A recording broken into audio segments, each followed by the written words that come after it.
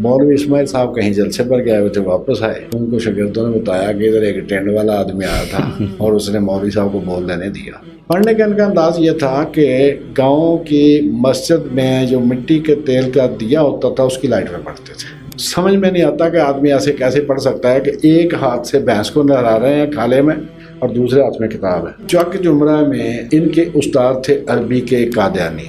अच्छा, हाफजा बड़ा अच्छा था, एक किताब लेकिन रोज़ की पढ़ लेते थे। 65 ईयर्स उन्होंने पढ़ा है, तो 15 से 20 हज़ार किताब उन्होंने पढ़ी और उनको याद भी थी। उसने कहा नक्कन साहब एहतियात से, ये अहले सुन्नत का 5वां इमाम है। चाहे तरीकाकार से इख्तिलाफ की वजह से डॉक्टर इसरार साहब भी उनसे अलग हो गए थे, लेकिन वो सोच नहीं जहन से निकली। सोच तो वही कि आलम वो है जो इख्तिलाफ उलमा से वाकिफ़। सवालों के जवाब दिए ना, उसमें आपने 58 मिनट एक बात की है, वो मुकम्मल नहीं की। कहने के तेरा की ख्याल में भूल गया सी, मैं जान के छड़ रहा हूँ जिनको अदर पहुँच लूँ। अच्छा, मज़हब एक इंडस्ट्री है, इसमें लिमिटेड कंपनीज हैं। हार्वर्ड यूनिवर्सिटी का मैनेजमेंट के शोबे का जो HOD है, डीन है, उसको इतना बिजनेस की समझ नहीं है जितनी एक आम मौलवी को है। अहले तशरीह के साथ जो हमारा इमामत के हवाले से मैं वही बात कर रहा हूँ कि बाकर मजलिसी ने लिखा है कि चूंकि उम्मत के बड़े हिस्से ने इससे इख्तिलाफ किया, लिहाजा अब ये मसला ज़रूरियात दीन में शामिल नहीं है। अच्छा, उनके अच्छा दिफाए फ़िरका जो है ये सबसे बड़ा सर, वो दिफाए फ़िरका नहीं है, वो दिफाए आमदन है। अच्छा, ठीक हो गया। मैंने कहा यार वो मौलाना मोहम्मद हुसैन टप्पू साहब का नाम सुना है? हाँ सुना है जी। तो कैसे हैं? और कुछ नहीं, बिल्कुल फारग है यार। मैंने कहा वो कहते क्या है? कहता है नमाज पढ़ो। तो मैंने अपने एक शिया दोस्त से कहा कि यार तुम ना मोहम्मद हुसैन टप्पू को सुना करो, तो उसका रिस्पांस ये था कि उन्हीं यार वो तो वाबिशी है। बिस्मिल्लाहिर्रहमानिर्रहीम, welcome to another exciting episode of the revival experience. आज हमारी खुशकिस्मती है कि आज एक ऐसी शख्सियत हमारे दरमियान मौजूद हैं हमारे स्टूडियो के अंदर कि जिन्होंने एक और अजीम हस्ती के साथ काफ़ी वक्त गुजारा और ये उनके शागिर्द ख़ास हैं। वो हस्ती 2000 की दिहाई में हम देखते हैं कि मंजर आम पर आती है सोशल मीडिया के ज़रिए से और फिर छा जाती है, और ये जो भी सोचने समझने वाले हल्के हैं हमारी कौम के अंदर वो बहुत जल्द उनके गर्विदा हो जाते हैं। और आज तो हम ये कह सकते हैं कि वो एक हाउस होल्ड नेम है। मेरी मुराद जो है वो मौलाना मोहम्मद इसाक साहब हैं, जिन्होंने अपने इल्म और अपने जो भी फहम से बहुत से नौजवानों को गाइडेंस दी और बहुत से सोचने समझने वाले जो लोग थे उनको एक नई राह जो है दिखाई। वाक़ई उम्मत के बहुत बड़े दाई थे।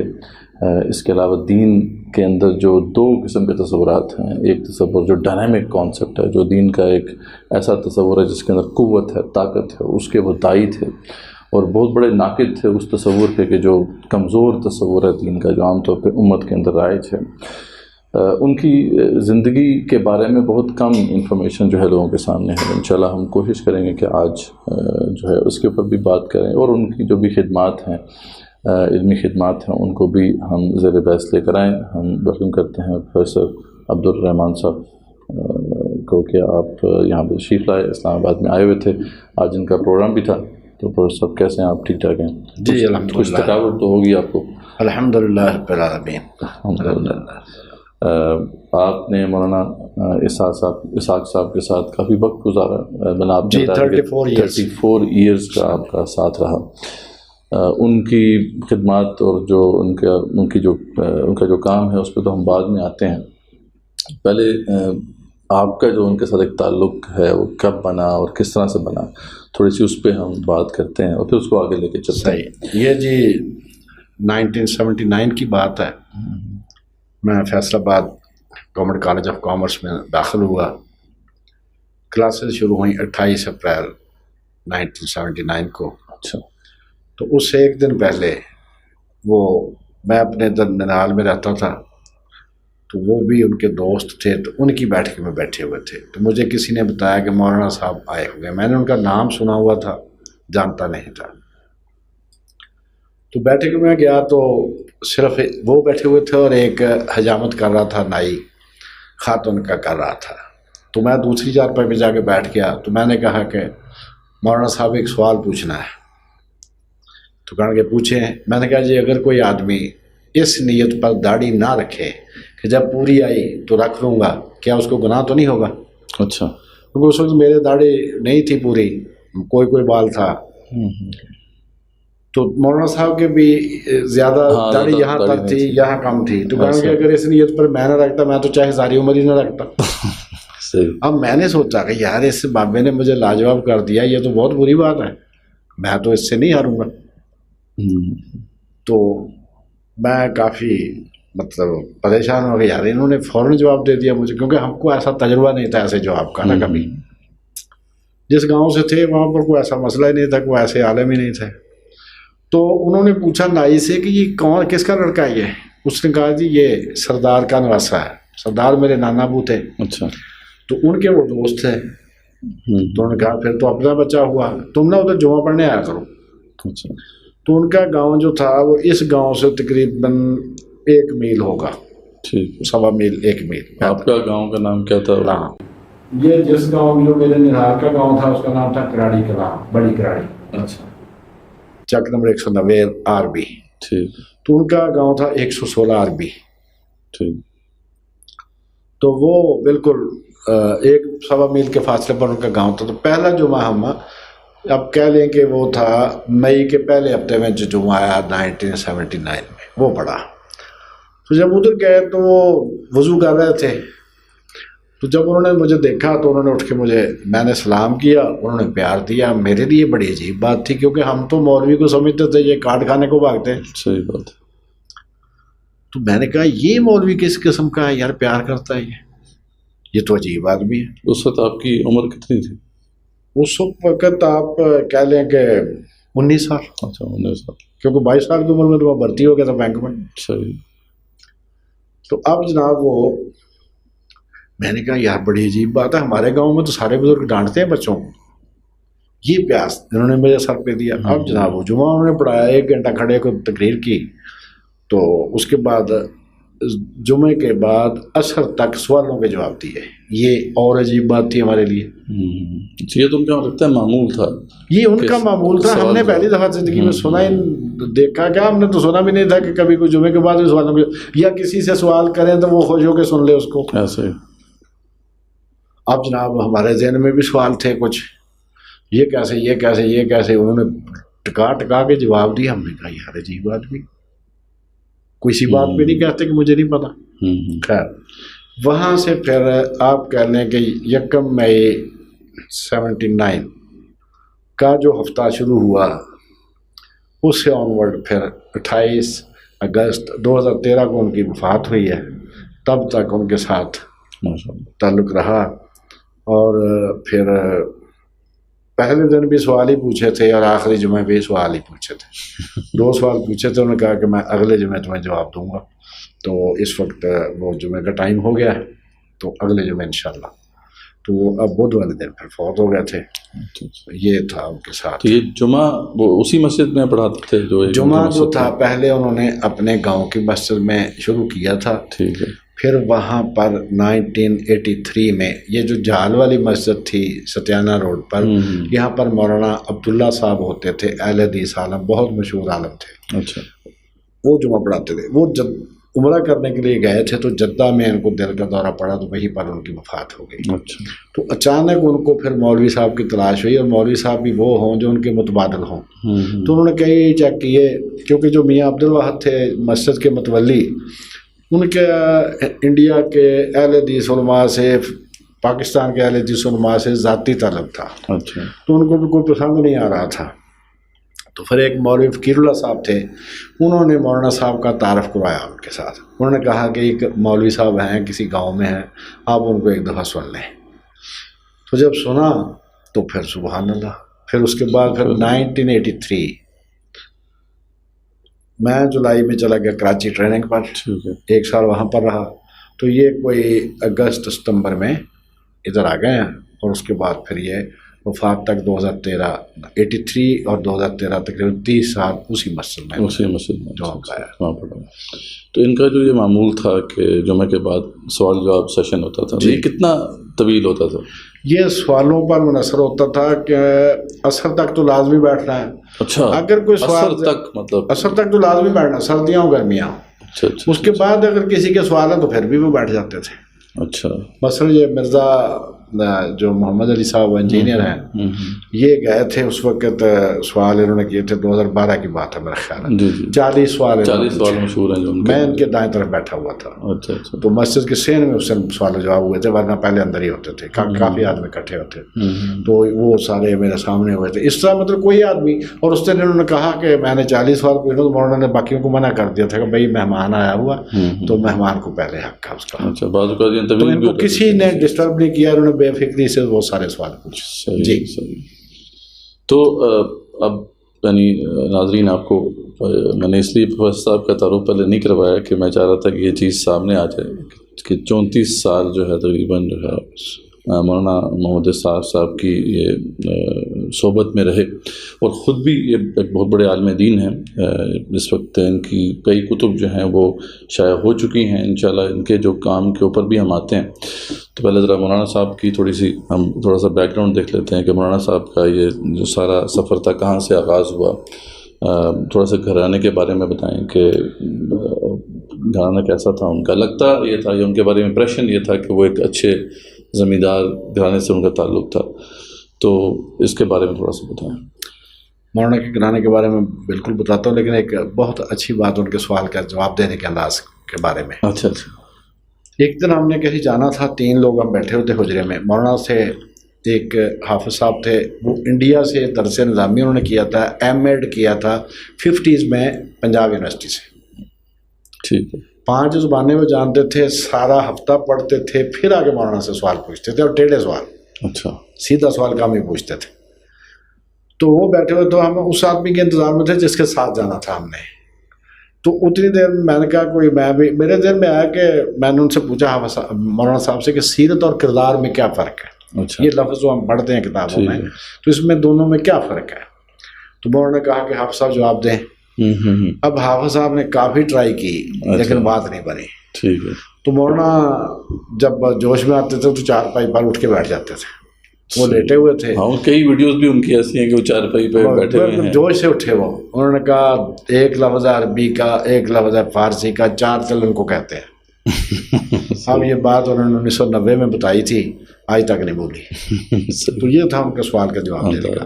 اور جو سب سے پہلا متنازع سوال میں نے پوچھا تھا, مجھے لفظ بھی نہیں پڑھنا آتا تھا. تو میں نے پوچھا وہ تو گاؤں کی بات ہے. تو انہوں نے کہا کہ یہ اس لفظ کو پڑھنا ایسے ہے, اس کا معنی یہ ہے, کام غلط ہے.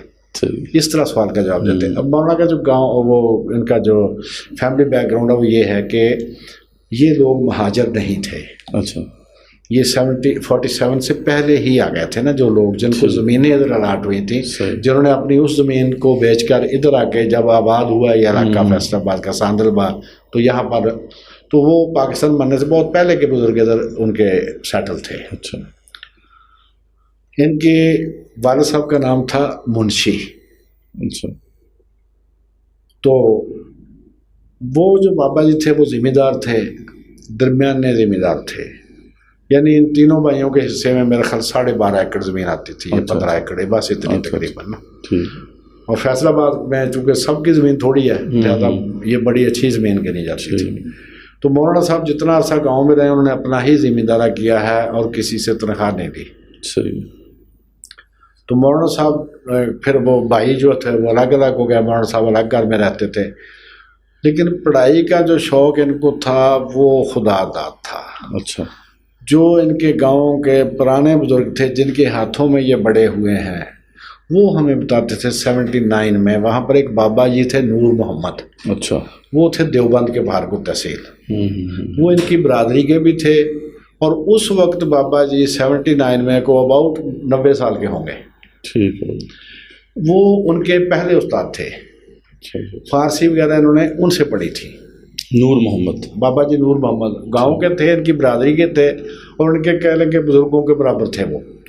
تو پہلی ابتدائی تعلیم ان سے حاصل کی, پھر اسکول میں تو پڑھتے ہی تھے. اس کے بعد یہ وہاں پر اپنے دیال گڑھ ان کے پاس اسکول تھا, 1 سے 5ویں تک وہاں پر رہے, پھر 6 میں جا کے داخل ہو گیا چک جمرہ ہائی اسکول میں. ٹھیک ہے. تو وہاں پر جا کے انہوں کو کتابیں پڑھنے کا موقع ملا زیادہ. ایک تو یہ کہ انہوں نے اسی دوران جو ہمارے نانا ابو تھے وہ 3 بھائی تھے, ان کی عادت کی دکان تھی چاک جمرہ میں، اور چاک جمرہ منڈی بہت اعلیٰ منڈی تھی پہلے، اب تو وہ بڑی انڈر ڈیولپ ہو گئی بیچاری، بہت بڑی منڈی تھی یہ. تو وہاں پر گرمیوں کی دوپہر میں یہ چونکہ گاؤں پاس پاس تھا تو اس دور میں حق سمجھا جاتا تھا کہ ہمارے گاؤں کے پاس سے ہیں، یہ ہمارے گرائی ہیں تو ہمارا حق ہے کہ ہم ان کے پاس بیٹھیں. تو ادھر آ جاتے تھے. تو انہوں نے پوچھا کہ آپ میں کبھی لاہور جاتے ہیں؟ انہوں نے کہا بالکل جاتا ہوں. تو انہوں نے کہا جی میرے لیے آپ بخاری اور مسلم لے کے آئیں عربی زبان میں. اچھا. اردو میں نہ ہو. تو میرے نانا وہ بتاتے تھے کہ وہ میں لے کے آیا. تو کچھ دنوں کے بعد میں نے ویسے ہی پوچھا، میں نے سمجھا جا کے رکھ لیں گے ٹور شور کے لیے، دوسروں کو دکھانے کے لیے. تو میں نے پوچھا وہ کیا کیا ان کا نے پڑھ لی ہیں وہ. اچھا. پڑھنے کا ان کا انداز یہ تھا کہ گاؤں کی مسجد میں جو مٹی کے تیل کا دیا ہوتا تھا اس کی لائٹ میں پڑھتے تھے. اچھا. کیونکہ بجلی تو تھی نہیں گاؤں میں. اسی وجہ سے ان کی نظریں بہت کمزور ہو گئی تھی. تو ساری رات ادھر پڑھتے تھے. کہتے فجر کی نماز پڑھ کے میں اپنے وہ چلا جاتا کہ ساری رات پڑھتے رہتے. ساری رات. تو جنون تھا پڑھنے کا. سمجھ میں نہیں آتا کہ آدمی ایسے کیسے پڑھ سکتا ہے کہ ایک ہاتھ سے بھینس کو نہلا رہے ہیں کھالے میں اور دوسرے ہاتھ میں کتاب ہے. اچھا. میں نے ان کے جب آڈیو سننا شروع کیے اور ان کو لکھنا شروع کیا تو تقریباً 50 موضوعات تھے جن پر انہوں نے بات کی ہے. 50 حدیث، تفسیر، اس طرح فقہ، 50 موضوعات. جو بات ان سے پوچھی لگتا تھا یہی آتی ہے. تو چک جمرہ میں ان کے استاد تھے عربی کے قادیانی. اچھا. اس نے دیکھا کہ لڑکا بہت ذہین ہے، اس نے پھر خصوصی توجہ سے عربی پڑھائی. پھر وہ ان کو کتابیں وہاں سے لا کے دیتا تھا. اچھا. اور ہاں جی، اور میٹرک کے پیپر کے لیے یہ گم ہو چکے تھے. ان کو ڈھونڈ کے لایا گیا تھا ربوہ لائبریری سے. ادھر کہاں جی کہ کل پیپر آیا ہے. اچھا. ادھر بس بیٹھے ہوئے، ادھر بیٹھ پڑھتے تھے. سمجھے آپ جناب وہ پڑھنا شروع کر دیا. جب وہاں سے پڑھ کے ان کا رول آف آنر پر نام ہے، اتنے زیادہ نہ آج بھی اسکول کے رول آف آنر پر ان کا نام ہے. وہاں سے فارغ ہوئے تو مولانا امداد الحق تھے، مولانا شبیر احمد عثمانی کے شاگرد. اچھا. وہ چک جمرہ میں ایک مسجد کے امام تھے. پھر ان کو کوہ نور والے لے گئے اپنی مسجد میں. پھر ان سے انہوں نے صرف و نحو پڑھا. اور وہ اتنے بڑے عالم تھے اس کے گرامر کے، عربی گرامر کے. وہ کہتے تھے کہ ہماری مرغیاں بھی صرف و نحو کی ماہر ہیں. اتنے بات. اور چونکہ مولانا شبیر احمد عثمانی بہت فلسفی ٹائپ آدمی تھے، مولانا فرماتے تھے کہ جو مسئلہ قرآن مجید کی آیت کا حل ہونا نا وہ بڑی تفسیروں سے وہ ان کے حاشیہ میں سے حل. وہ تو اکثر ان کی وہ تعریف بہت کیا کرتے تھے. اور یہ ہمارا بھی ایکسپیرینس ہے کہ جو شبیر عثمانی کی تفسیر ہے وہ جو حاشیے لکھے ہیں انہوں نے کہا کہ اس حاشیے میں سے مسئلہ آپ کا حل ہو جائے.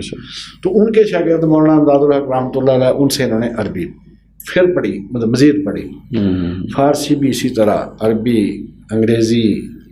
اس کے بعد وہاں سے یہ داخل ہوئے ہیں گورنمنٹ کالج ہوتا تھا جو اب یونیورسٹی ہے، جی سی یونیورسٹی فیصل آباد. یہ گورنمنٹ کالج فیصل آباد تھا. وہاں داخل ہوگا first year second year medical میں. وہاں پر ان کے استادوں میں سے ایک تھے منظور حسین شور. اچھا. مشہور کمیونسٹ منظور حسین شور. اور بات ہے 60s کی. اس دور میں اسلام پر اعتراض کرنا فیشن تھا. صحیح بات. بڑا اس آدمی کو مہذب سمجھا جاتا تھا جو اسلام پر اعتراض کرے، اور جو نماز پڑھے داڑھی رکھے اس سے بڑا قابل اعتراض کوئی کام تھا ہی نہیں اس دور میں. صحیح. آپ اس دور کے ناول پڑھے، خاص طور پر یہ شوکت تھانوی وغیرہ کے، تو میں نے وہ پڑھے تو اس میں لکھا ہوا تھا کہ ڈرائیور نماز پڑھنے گیا ہوا تھا. جج صاحب شراب پی رہے تھے اور ڈرائیور نماز پڑھنے گیا. 60s کا زمانہ تو یہ تھا اس دور کا ماحول. تو وہ منظور حسین شور بھی اسی فیشن میں رنگے ہوئے تھے. تو کہتے ہیں کہ کلاس میں ایک دن اس نے یہ کہا کہ قرآن مجید کو لوگ خدا کا کلام کہتے ہیں، حالانکہ اس میں بلم بن باور کا قصہ لکھا ہوا ہے کہ وہ اتنا اونچا تھا کہ اس کے سمندر کو ٹکنے تک آتا تھا، اور وہ ہاتھ اوپر کر کے سورج کے ساتھ وہ بوٹی گوشت کی بھون لیتا تھا، حالانکہ سورج اتنے کروڑ میل دور ہے. اب وہ بچے کوئی بھی نہ بولے، استاد کے سامنے کون بولے. اور اس دور میں تو آپ کو پتا شرم و حیا بہت زیادہ تھی. کہتے مجھ سے نہیں رہا گیا. میں اٹھ کے کھڑا ہوا. میں نے کہا سر آپ نے خود پڑھا ہے یا سنا ہے؟ صحیح. کہتے وہ سوچ میں پڑ گیا. اس نے کہا سنا ہے. میں نے کہا میں قرآن مجید لے کے آتا ہوں لائبریری سے, آپ اس میں سے مجھے یہ واقعہ نکال دیں. وہ ادھر ادھر دیکھے. میں نے کہا سر اگر گورنمنٹ کالج جس کا نام ہے دنیا میں اس کا پروفیسر یہ بات کرے تو عام آدمی کا کیا گلا کرے گا کوئی. صحیح بات. تو اس کے بعد پھر اس نے اسلام پر اعتراض نہیں کیا. صحیح بات. جب انہوں نے ایف اے کر لیا تو انہوں نے پھر آگے پڑھائی نہیں کی. ان کے میڈیکل کالج میں داخلے کے نمبر آ گئے تھے. اچھا. لیکن انہوں نے آگے وہ پڑھائی نہیں کی. انہوں نے کہا میں نے انگریزی سیکھنے کے لیے یہ سارا کچھ کیا تھا وہ مجھے آ گئی ہے. اچھا صحیح. تو اس کے بعد ان کی جہاں منگنی ہوئی تھی انہوں نے تو دیکھ کے کہ بچہ ڈاکٹر بنے انہوں نے منگنی بھی کر دی تھی. کسی نے رشتہ دے دیا تھا, انہوں نے پھر منگنی بھی توڑ دی. اچھا. ہاں. اب جناب انہوں نے ذمہ دارا شروع کر دیا, کتابیں پڑھنا شروع کر دی. اب اپنے پاس تو اتنے پیسے نہیں تھے, جو لے سکتے تھے وہ لے رہے تھے, ورنہ ٹائم پہ کام ختم کیا, جمرہ چلے گیا, فیصل آباد آ گیا سائیکل پہ, تو آ کے وہ کسی بھی لائبریری میں گھس گیا, وہاں پر بیٹھ کے پڑھتے رہے. جب کام کا ٹائم ہو پھر واپس چلے گئے. تو کہتے ایک دن میں بیج لینے کے لیے فیصل آباد آیا. میں نے ٹینڈ کروائی ہوئی تھی, 4 خانے کا رومال میرے کندھے پر تھا, دھوتی اور کرتا. تو سائیکل پر میں آیا تو بولے کہ جھگی میں ہوتا تھا اسنا عشری مدرسہ درس آل محمد. اچھا. صلی اللہ علیہ وسلم. ٹھیک ہے. اب وہ چلا گیا جڑا والا روڈ پر. ٹھیک ہے. اس کے جو پرنسپل تھے وہ تھے مولانا محمد اسماعیل صاحب دیوبندی صاحب کا. اچھا اچھا. ہاں جی. تو وہ میں نے وہاں پر اتر کے پوچھا کہ بھائی میں نے پانی پینا ہے. جو باہر کی طرف بیٹھک تھی نا, اس میں دہشت گردی ہوتی نہیں تھی, دروازے کھلے ہوتے جو مرضی آئے جائے. تو وہ بیٹھک میں ایک آدمی بیٹھا ہوا تھا شاگردوں کو لے کے. میں نے اس سے پوچھا یار پانی پینا, اس نے پی لو. گڑھے میں پانی پڑا ہوا تھا, فریج تو ہوتے نہیں تھے.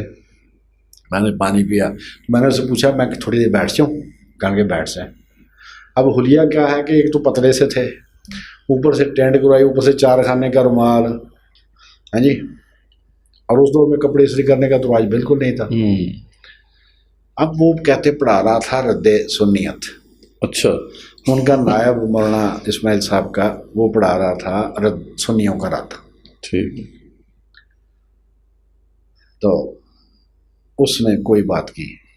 مسئلہ میں اس لیے بیان نہیں کروں گا کہ پھر وہ ایسے ہی خام خواہ بحث چھڑ جاتی ہے. کوئی مسئلہ اس نے بیان کیا اور ساتھ کہا کہ دیکھو یہ بخاری میں لکھا ہوا, سنی پھر بھی نہیں مانتے. اس سے پتہ چلا کہ ان کا مذہب باطل ہے, ہمارا مذہب حق ہے. ٹھیک ہے. کہتے کہ میں نے کہا کہ اجازت ہے مجھے بات کرنے. اس نے کہا کہ اس نے کیا بات کرنی, اس نے کچھ شاید پانی اور مانگنا ہوگا یا کوئی روٹی کہہ کے مجھے کھلا دو. کہتے میں نے اسے کہا کہ یار سنی اس کا یہ جواب دیتے ہیں, اپنا نہیں بتایا کہ میں یہ جواب دیتا ہوں, کہا کہ سنی اس کا یہ جواب دیتے ہیں. اور سنی کہتے ہیں اس کی 3 قسمیں ہیں, فلاں فلاں فلاں, اور اس میں سے یہ فلاں قسم ہے جو آپ ڈسکس کر رہے ہیں نا, یہ بخاری میں فلاں قسم لکھی ہوئی ہے, اس کا اس سے کوئی تعلق نہیں جو آپ ثابت کرنا چاہ رہے ہیں. اب وہ میرے منہ کی طرف دیکھے. آپ کو پتا ہے کہ اٹیک میں جو سرپرائز کا ایلیمنٹ ہے وہ کتنا اہم ہوتا ہے. وہ آدمی اسٹارٹ ہو گیا بالکل جناب چپ. اس نے کہا تم کہاں کے رہنے والے, انہوں نے بتا دیا. یہ کہتے پھر میں نے اپنا سائیکل اٹھایا اور آ گیا گاؤں. مولوی اسماعیل صاحب کہیں جلسے پر گئے ہوئے تھے, واپس آئے تو ان کو شاگردوں نے بتایا کہ ادھر ایک ٹینڈ والا آدمی آیا تھا اور اس نے مولوی صاحب کو بول لینے دیا. اچھا.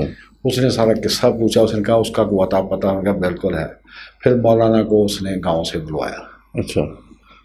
اس نے کہا کہ دیکھیں میں آپ کو یہ نہیں کہتا آپ شیعہ ہو جائیں, آپ ادھر رہیں, آپ جیسا قابل آدمی ہمیں چاہیے, آپ جو پڑھانا چاہیں وہ پڑھا لیں.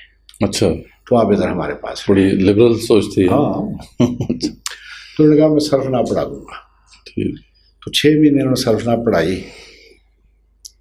اسی دوران مولوی اسماعیل صاحب کی لائبریری کہتے میں 6 مہینے میں ساری پڑھ گیا تھا. اچھا. اس کے بعد پھر میں نے چھوڑ دی کہ میں نے کتابیں پڑھنی تھی, وہ میں نے پڑھ لی.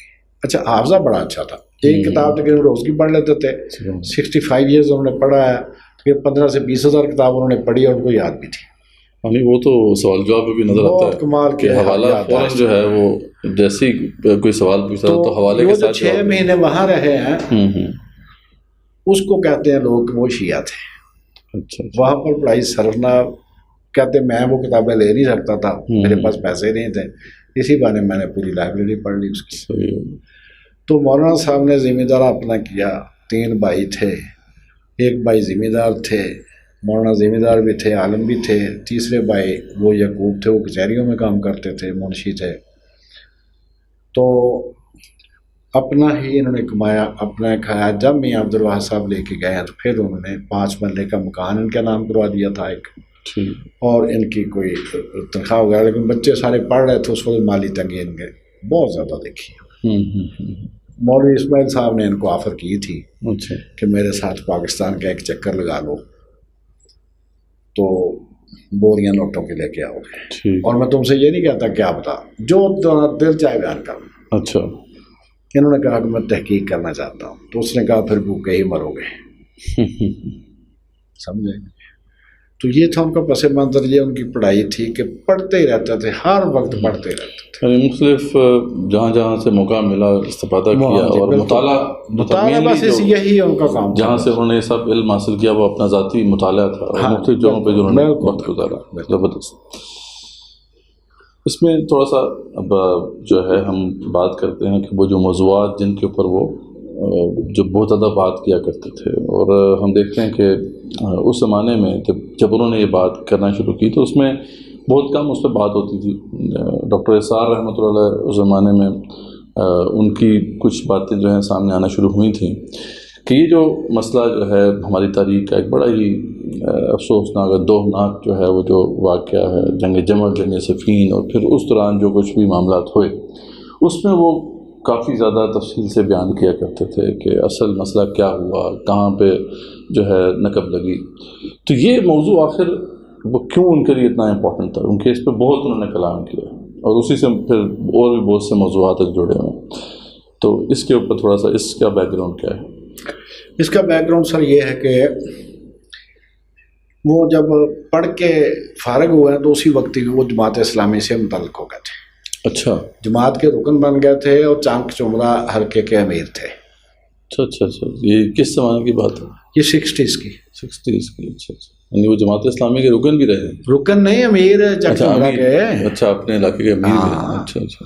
اور ان کے اجتماع میں جس میں یہ گولی وغیرہ چلی تھی, سب سے زیادہ آدمی لے جانے کا اعزاز ان کا تھا. اچھا ماشاءاللہ. ایک حلقے سے اتنے زیادہ آدمی کوئی بھی نہیں لے کے گیا. تاریخ کا وہ پارٹ ہے جو سامنے نہیں ہے. جی. تو سید صاحب قبلہ جو تھے ان کے ساتھ بیٹھ کے ان کی وہ چہرہ شناسی بھی تھی, اور سید صاحب سے سوال و جواب بھی کرتے تھے, اور ایسے ایسے سوال و جواب کرتے کہ سید صاحب پھر چڑھ بھی جاتے تھے. اچھا. یہ ان سے کہتے 2 ٹوک جواب دیں, وہ کہتے ہیں یار جماعت ساری بگڑ جائے گی, آرام سے بیٹھو. آرام سے. ہاں جی. اور کہتے ہیں جب وہ سید صاحب حج کرنے گئے ہیں 62 میں, تو میں بھی حج کرنے گیا تھا, وہاں پر بھی مینا میں بھی ان سے ملاقاتیں رہیں. اچھا. تو آپ کو پتہ ہے کہ سید مودودی رحمۃ اللہ علیہ کی فکر جو تھی وہ تھی اسلامی نظام کو حکومت پر مطلب غالب کرنا. وہی فکر ان کی نس نس میں تھی. یہ تھی اس ساری چیز کی موٹیو اور محرک, جس کی وجہ سے پھر وہ بعد میں پھر اسی لیے جب قاضی حسین احمد صاحب نے وہ فرنٹ اسٹنٹ بنا لیے سارا کچھ, انہوں نے پھر جماعت اسلامی چھوڑ دی. پھر یہ تحریک اسلامی میں چلے گئے جو نعیم صدیقی صاحب کا. نعیم صدیقی صاحب بھی تھی. اچھا. اس کے ساتھ اور فوت ہونے تک یہ تحریک اسلامی میں ہی تھے. اچھا. تحریک اسلامی کے ممبر تھے. مقصد ان کا خلافت قائم کرنا تھا, اور مقصد ان کا خلافت کی دعوت دینا تھا, اور مقصد ان کا ملوکیت سے جان چھڑانا. تو سید مودودی کی بھی وہ جو بڑی مشہور زمانہ کتاب ہے. ہاں جی. ٹھیک ہے جی. خلافت و ملوکیت. تو اس کے وہ بھی شاید کئی محرک بنا ہو, کیونکہ جو بھی جماعت میں رہنے والا کہتے تھے نہیں, انہوں نے وہ تو پڑھی تو ضرور تھی, سارا کچھ ہی تھا, لیکن انہوں نے تخلیقی طور پر پڑھی تھی. صحیح. لوگوں نے تحریری پڑھی ہے, انہوں نے تخلیق کے طور پر پڑھی. کیا کہ جو اس پر اضافے انہوں نے کیے ہیں وہ کسی نے بھی نہیں کیے. صحیح بات. انہوں نے خود اصل سورسز چیک کیے ہیں. یہ خوبی تھی ان میں کہ اصل سورس کے سوا ان کو کوئی تسلی نہیں ہوتی تھی, ترجمہ نہیں لیتے تھے کسی چیز کا, کہتے ترجمے میں بے ایمانی ہوتی ہے. صحیح بات. انہوں نے اصل سورسز سے خود چیک کیا, خود جناب علی اس کو, اور پھر کہا کہ سید صاحب تو وہاں تک پہنچے نہیں جہاں تک میں نے وہ دیکھ لی. نہیں وہ تو بڑی مختصر کتاب ہے، اس کے اندر تو بہت سے انہوں نے تو بڑے حساب سے لکھی نا ایسے ہی. اور وہ اتنی مشہور نہیں ہونی تھی اگر وہ تقی عثمانی صاحب اس کا رد نہ لکھتے تو. صحیح بات اپنے آج بلاغ میں نا اس میں اگر وہ نہ لکھتے تو پھر تو اتنی مشہور نہیں ہونی تھی. لیکن انہوں نے پھر مل کے پھر اس کا جواب آیا ملک غلام علی صاحب کا. جی جی. تو باقیوں نے بھی جواب لکھا تو اس وجہ سے بہت مشہور ہو گیا. اصل محرک تھا وہ سید مودودی کی جو سوچ اور فکر کہ دین کو غالب کرنا، وہی سوچ. چاہے طریقہ کار سے اختلاف کی وجہ سے ڈاکٹر اسرار صاحب بھی ان سے الگ ہو گئے تھے، لیکن وہ سوچ نہیں ذہن سے نکلی. سوچ تو وہی جو اصل سوچ تھی جو انہوں نے ڈال دی تھی نا. اسی لیے وہ کہتے ہیں کہ جب کوئی آئیڈیا دماغ کو سکریچ کر دے نا تو وہ ریپیئریبل نہیں ہوتا. ریپیئریبل نہیں ہوتا. صحیح بات ہے. اچھا تو یہ جو اب جو سارا قضیہ ہے اس میں مولانا صاحب کا ایک بڑا بیلنس ویو تھا. اس میں ایک طرف تو ہم دیکھتے ہیں کہ ان کا ایک نقد تھا، بڑا ہی اسٹرانگ جو ہے وہ نقد تھا، کرٹیک تھی بنو امیہ اور ان کے جو بھی ایکشنز تھے. لیکن دوسری طرف ان کا یہ بھی تھا کہ ایسے نہ کہو کہ ان کو گالیاں دینا شروع کر دو اور ان کو کافر کہنا شروع کر دو، دوزخ کا فیصلہ مت کرو. اور لیکن یہ ہے کہ جو ان کی غلطیاں ہیں ان کو سمجھنا بھی چاہیے، سمجھانا بھی چاہیے. تو یہ جو انہوں نے بہت زیادہ اس پہ پھر ان کے خطبات بھی ہیں، انہوں نے بہت زیادہ بات بھی کی. اب تو خیر وہ جو علم جس کی بنیاد ایک طرح سے انہوں نے ڈالی یا جس کا ٹرینڈ شروع کیا، اب تو وہ بہت زیادہ جو ہے نا اور لوگوں نے بھی اٹھا کر اس پہ انجینئر علی مرزا کا ذکر آپ نے کیا. لیکن ان کا جو ایک طریقہ کار ہے اس حوالے سے، جس طریقے سے وہ اس بحث کو، اس ڈسکورس کو معاشرے کے اندر لے کے آئے ہیں، اس میں آپ کیا فرق دیکھتے ہیں؟ مولانا اسحاق جو تھے رحمۃ اللہ علیہ، ان کا کیا طریقہ کار تھا اس کو پیش کرنے کا، اور ان کا کیا طریقہ کار ہے، اور اس میں کیا آپ کو فرق نظر آ رہا ہے، اور اس کے کیا اچھے یا برے اثرات مرتب ہو رہے ہیں؟ مولانا صاحب کا اختلاف کرنے کا جو انداز تھا اس کے بارے میں ایک فکرہ کہ ادب کا یہ مطلب نہیں ہے کہ تنقید نہیں ہو سکتی، اور تنقید کا یہ مطلب نہیں ہے کہ ادب نہیں ہو کرنا. سبحان اللہ. ٹھیک ہے، صحیح نا جی. ادب بھی کریں گے، تنقید بھی کریں گے، لیکن تنقید کا مطلب یہ نہیں کہ بے ادبی کرنی ہے. ان کا اور دوسروں کے انداز کا فرق یہ ہے کہ انہوں نے اس پوری زندگی دی اسی فکر کو. اصل کتابیں پڑھیں، دوسرے جو ہیں وہ خلاصے، گائیڈیں اور یہ سوشل میڈیا، یوٹیوب، یہ گوگل وغیرہ سے گزارا کر کے ان کے پاس اصل مصادر تک رسائی نہیں ہے، کیونکہ اس کی اہلیت نہیں ہے. عربی جاننے والے بہت کم ہیں، فارسی جاننے والے اس سے بھی کم ہیں. تو جو اصل مصادر ہیں وہ عربی اور فارسی میں ہیں، زیادہ عربی میں ہیں. تو مولانا تو جب حوالے دیتے تھے وہ فارسی کتابوں کے ایسے جو 200 سال پہلے چھپی تھی ہے نا جی. تو وہ انہوں نے دنیا جہان کی چیزیں اس پر پوری زندگی انہوں نے پڑھا ہے اس کو. پھر جا کے ایک بات کی ہے، مثلا ایک میں فکرہ مجھے یاد آ رہا ہے کہ آدمی کا وہ جس موضوع پر بات کر رہا تھا تو دوسرے نے اس کو رد کیا ہلکا سا نا. تو اس نے پتہ کیا کہا، یہ پچھلے ہفتے کی بات ہے، اس نے کہا مجھے اس بات کو سمجھنے میں 45 سال لگے ہیں. اس نے کہا جی بس ٹھیک ہے، باپ کی بات ٹھیک ہے. مجھ کو اس بات یہ نہیں کہا میں نے 45 سال پڑھا ہے، کہتا مجھ کو یہ بات سمجھنے میں 45 سال لگے ہیں.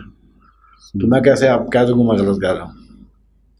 تو مولانا کی پوری زندگی جو تھی وہ اسی فکر میں تھی. تو کوئی شروع سے ہی سید صاحب کی فکر ذہن میں آ گئی. پھر اسی لائن پر انہوں نے پڑھا کہ یہ گاڑی کا کانٹا چینج کیسے ہوا، کہاں سے ہوا. یہ تھا. صحیح ہو گیا. ہاں نہیں وہی بات ہے کہ علم کی بنیاد پر ہی وہ بات کرتے تھے، اور جو حوالے ان کی اگر کسی کو رد بھی کرنا ہے، کسی پہ تنقید بھی کرنی ہے، کہ ان کی کتب کے حوالے بھی وہ دیا کرتے تھے. اصل بات یہ تھا. تو اس سے یعنی ان کی جو کاوش تھی کہ شیعہ سنی دو چیزیں انہوں وہ لے کے چلے ہیں. ایک یہ کہ جو اہل بیت کے دشمن ہیں صحیح وہ بھی حد سے نہ گزرے، ٹھیک ہو، حد کراس نہ کریں. جو اہل بیت کے محب کہتے ہیں اپنے آپ کو، وہ بھی اپنا نہیں، وہ بھی دوسروں کے بزرگوں کی طرف حد کراس نہ کریں. ٹھیک ہو. دونوں کو وہ کہتے تھے کہ اپنی حد میں رہو. اپنا اپنا نظریہ دیکھو. نبیوں کے کہنے سے دوگنی ایک نظریے پر آئے تو میں کون ہوں. صحیح بات. لیکن یہ کہ حد نہیں کرا، جو بھی حد کراس کرا پھر اس کی جو کرتے تھے نا وہ قابل دید ہوتی تھی. اچھا ٹھیک ہے، صحیح. تو یہ جو سارا جو اس معاملے میں جو ان کی زیادہ تر خطبات ہیں، اس کے اندر یہ بات بڑی واضح نظر آتی ہے کہ یہ جو بھی اوپر ظالم غاصب جو ہے حکمران آ جائے، یا جو بھی خلافت کا جو نظام ہے اس میں کوئی خرابی آ جائے، تو آپ نے بیٹھنا نہیں ہے آرام سے، آپ نے کھڑے ہونا ہے، آواز بلند کرنی ہے. لیکن ساتھ ہی وہ یہ بھی کہتے تھے، یہ بھی ان کے فکر میں تھا کہ آپ نے اس طرح نہیں خروج کر دینا کہ جو ہے ایک فتنہ عظیم برپا ہو جائے. تو یہ جو ایک معاملہ ہے جس کے اوپر انہوں نے بہت زیادہ سوچا بھی اور اس کی تفصیل بھی واضح کی. آج ہماری سوسائٹی میں جب دیکھتے ہیں ہم، خاص طور پہ علماء دین کے اندر، اور جو ہمارا مذہبی طبقہ ہے، روایتی طبقہ ہے، وہ اس موضوع پہ کوئی بات نہیں کرتا، اور زیادہ تر جو ہے اس کو بس سپرفیشلی دکھایا جاتا ہے، بس بات کر دی جاتی ہے. اور جو ہے امیر معاویہ کی شخصیت بس یہاں تک کہ ان کے بارے میں کہا جاتا ہے کہ وہ ایک صحابی رسول تھے، ٹھیک ہے، اور آگے ہم چلتے ہیں. اور حسین کی جب بات آتی ہے، امام حسین کی رضی اللہ عنہ، تو ادھر بھی یہ بات کہہ دی جاتی ہے کہ ان سے بھی لغزش ہوئی تھی یا کوتاہی ہوئی تھی. تو اس نے ہماری قوم کی سائیکالوجی پہ جو امپیکٹ ڈالا ہے اوور آل، اس کو آپ کس نظر سے دیکھتے ہیں؟ اور مولانا اس بارے میں کیا آپ، ظاہری بات ہے ایک تو ان کا فکر سامنے ہے، لیکن ایک ہے آپ کے ساتھ خلوت میں بھی یا اپنی پرائیویٹ جو ہے محافل کے اندر بھی اس پہ بات تو کرتے ہوں گے کہ اس نے کیا نقصان پہنچایا، وہ یہ احساس کتنا گہرا تھا ان کے اوپر؟ نقصان تو کہتے تھے کہ 180 ڈگری کا ہے. صحیح. اس میں تو کوئی ان کو شک ہی نہیں تھا، نہ وہ کبھی اس میں انہوں نے چھپایا تھا کہ نقصان جو تھا وہ 180 ڈگری کا تھا. جو رسول اللہ نے لائن مقرر کی تھی اس سے 180 ڈگری ریورس ہو گیا کام. ایک دوسری بات یہ کہ جو خلافت قائم کرنے کے لیے اٹھیں ان کے لیے بھی پابندیاں ہیں. نمبر ایک، وہ خود علم رکھتے ہوں. ایسے نہیں کہ 2-4 جماعتیں پڑھیں، 2000 خلاصے کتابیں پڑھ لیں تو پھر وہ کہتے ہیں جی اب میں امام مہدی بن گیا ہوں. علم پورا حاصل کریں دین کا اور پھر اس پر عمل کریں. اور جو لوگ اپنے علاقے میں دین کا نظام غالب نہیں کر سکے، نافذ نہیں کر سکے، ان کو کوئی حق نہیں دوسروں کو تنگ کرنے کا. ٹھیک ہے. ہر لڑائی وہ کہتے جہاد نہیں ہوتی. پہلے تم اپنے اوپر اسلام نافذ کرو، اب علم حاصل کرو، عمل کرو، پھر دوسروں کو دعوت دو. یہ نہیں کہ تم خود تو تم کرتے کرتے کچھ نہیں ہو. اب یہ کام ہے بڑا مشکل. یہ لفظ ایک کہہ دینا کہ علم حاصل کرو، اس کی تو حد ہی کوئی نہیں ہے، اور عمل اس سے بھی مشکل کام ہے. تو جو آپ جن کی طرف آپ نے اشارہ کیا ان میں اچھے لوگ بھی ہیں، برے بھی ہیں. ہر شعبے میں اچھے برے سب جگہ ہوتے ہیں، لیکن جن کی طرف آپ نے اشارہ کیا ہے کہ جو لوگ بے عمل کہہ لیں، آپ جو اس بات کا نام بھی نہیں لیتے، ان کے نزدیک اب آپ نے بہت غور سے یہ بات میری سنی ہے، مذہب ایک انڈسٹری ہے. ٹھیک ہو گیا. اس میں لمیٹڈ کمپنیز ہیں، اس میں آگے فرینچائزز ہیں. ٹھیک ہو گیا. اس میں پارٹنرشپس بھی ہیں، اس میں سول پروپرائٹرشپ بھی ہے، اس میں ون مین کمپنی بھی ہے. ہر طرح کے جو دنیا کے کاروبار میں کمپنیز ہیں وہ ادھر بھی ہیں. جو مین فرقہ ہے وہ لمیٹڈ کمپنی ہے. اچھا. اس کے تحت جو سب ڈیوائڈڈ چیزیں ہیں، ان کا نام لینا تو پھر ایک مسئلہ بن جائے گا. جو سب ڈویژنس ہیں اس میں وہ آپ کہہ لیں کہ وہ پرائیویٹ لمیٹڈ کمپنیز ہیں. باپ بیٹے نے ایک فرینچائز پکڑ لی. ٹھیک ہے. پارٹنرشپس ہیں کہ دو دوستوں نے کام شروع کر لیا. ون مین شو ہے، ون مین آرمی، ایک آدمی نے اپنا مدرسہ بنا لیا. ٹھیک ہے. وہاں پر انہوں نے کاروبار کی طرح ہی ڈریس کوڈ مقرر کیا ہے. ٹھیک ہے. کاروبار کی طرح ہی ایڈورٹیزمنٹ ہوتی ہے. ٹھیک ہے. کاروبار کی طرح ہی وہ پروڈکٹ تیار کی جاتی ہے جس کی مانگ ہو مارکیٹ میں، اور پھر ان پروڈکٹس کو سیل کیا جاتا ہے. پھر نئی سے نئی پروڈکٹس تیار کی جاتی ہے جس کو بدعت کہتے ہیں، اور ان کے خریدار ہوتے ہیں 99% عوام. عوام کہتے ہیں کہ ہم کچھ بھی کریں نہ، اور جنت ہماری پلاٹ ہو جائے کسی طرح. تو یہ لوگ ہیں ماہر نفسیات. ہارورڈ یونیورسٹی کا مینجمنٹ کے شعبے کا جو HOD ہے, ڈین ہے, اس کو اتنا بزنس کی سمجھ نہیں ہے جتنی ایک عام مولوی کو ہے. صحیح. اس کی ایک مثال, فیصل آباد میں 2 کاروباری تھے, کبھی مسجد کے پاس سے بھی نہیں گزرے, اتنی احتیاط کرتے تھے. ان کا باپ فوت ہو گیا تو ہمارے بینک کے ساتھی کو انہوں نے کہا کہ یار وہ ہمیں تو مولوی کا بھی نہیں پتا کون ہے, کسی مولوی کو لانا جنازہ پڑھوانا ہے. وہ ایک مولوی کو لے کے آ گیا. وہ کہتا وہ قبر پر مٹی ڈالا ہے. تو مولوی صاحب نے ان دونوں بھائیوں سے کہا کہ یار وہ چندہ دے دے ذرا مدرسے کے لیے. میں بہت شرمندہ ہوا, یار وہ ابھی قبر پر مٹی ڈال رہے ہیں. تو جب وہ کہتے انہوں نے کہا اچھا جی کریں گے کچھ. تو کہتے میں واپس جب مولوی کو چھوڑنے گیا تو راستے میں نے بہت گلا کیا اس. میں نے کہا یار تم نے مجھے شرمندہ کرایا. وہ ٹائم تھا چندہ مانے. انہوں نے کہا تم جیسا تو الو کا پٹھا ہے ہی کوئی نہیں. 2 گھنٹے بعد تو باپ ان کو ویسے ہی بھول جانا ہے. صحیح. یہ بات ہارورڈ یونیورسٹی کے مینجمنٹ کے شعبے کو نہیں سمجھ آ سکتی, ان کو سمجھ آ. تو یہ کاروبار ہے, پروڈکٹس بیچتے ہیں. کس کو, اس کی ایک مثال کہ آج فوت ہوتا ہے, صبح جب کلوں کا ختم دلواتے ہیں تو کہتے ہیں جی 300 قرآن شریف کہاں سے آ گیا, رات رات پڑھ ہی نہیں سکتے, ممکن نہیں ہے. مدرسے میں جاتے ہیں, کسی نے نہیں پڑھا ہوتا. ہاں جی کتنے قرآن شریف لینے تھے, اتنا ہدیہ دے دیں جی, وہ چیٹے لکھ کے دے دی. یہ ہے پروڈکٹ بیچ رہے ہیں وہ. الیکشن کے موقع پر ووٹ کہیں گے ہم آپ کو دلوا دیتے ہیں, سمجھ آئے. اب ان کے بدلے میں دونوں ہی ایک دوسرے کا ساتھ دیتے ہیں, اور یہ ساتھ بڑا پرانا ہے. ٹھیک ہے, بات سمجھ آ گئی. بس سمجھ آ گئی. ہاں, اور یہ کبھی نہیں چھوٹے گا. ساتھ ہمارا چھوٹے گا نہیں, چھوٹے گا. یہ مولانا صاحب نے اس پہ جو کچھ خطبات ان کے تو جس کا کاروبار ہے وہ اپنا کاروبار کیوں ڈسٹرب کریں. ہاں نہیں, انہوں نے خلافت سے کیا لینا دینا, ان کو نہیں پتا خلافت جب آ گئی تو ہمارا دکانداری ویسے ہی بند ہو جانی. ان کی تو ایک طرح سے حکومت قائم ہے. ہاں جی.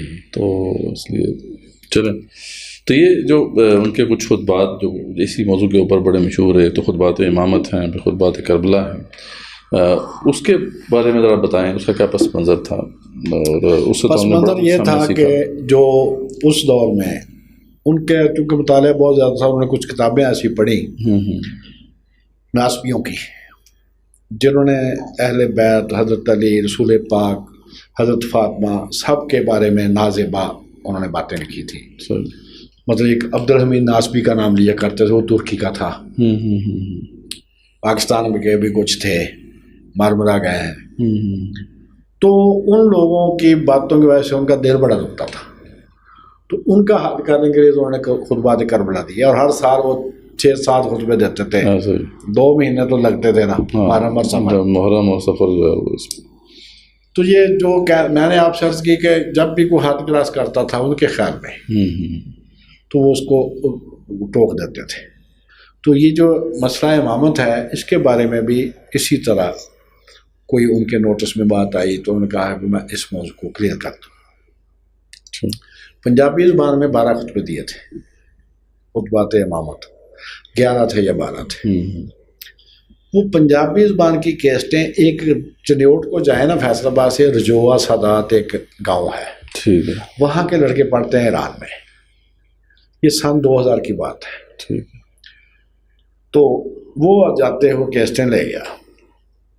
اس نے خود ہی آ کے بتایا تھا مولانا کو اگلے سال کہ میں نے وہ کیسٹیں وہاں پر آیت اللہ صاحب کو سنائی, اور میں نے ان کو ترجمہ کر کے بتایا کہ آدمی اس وقت یہ کہہ رہا ہے, فارسی میں ان کو بتایا.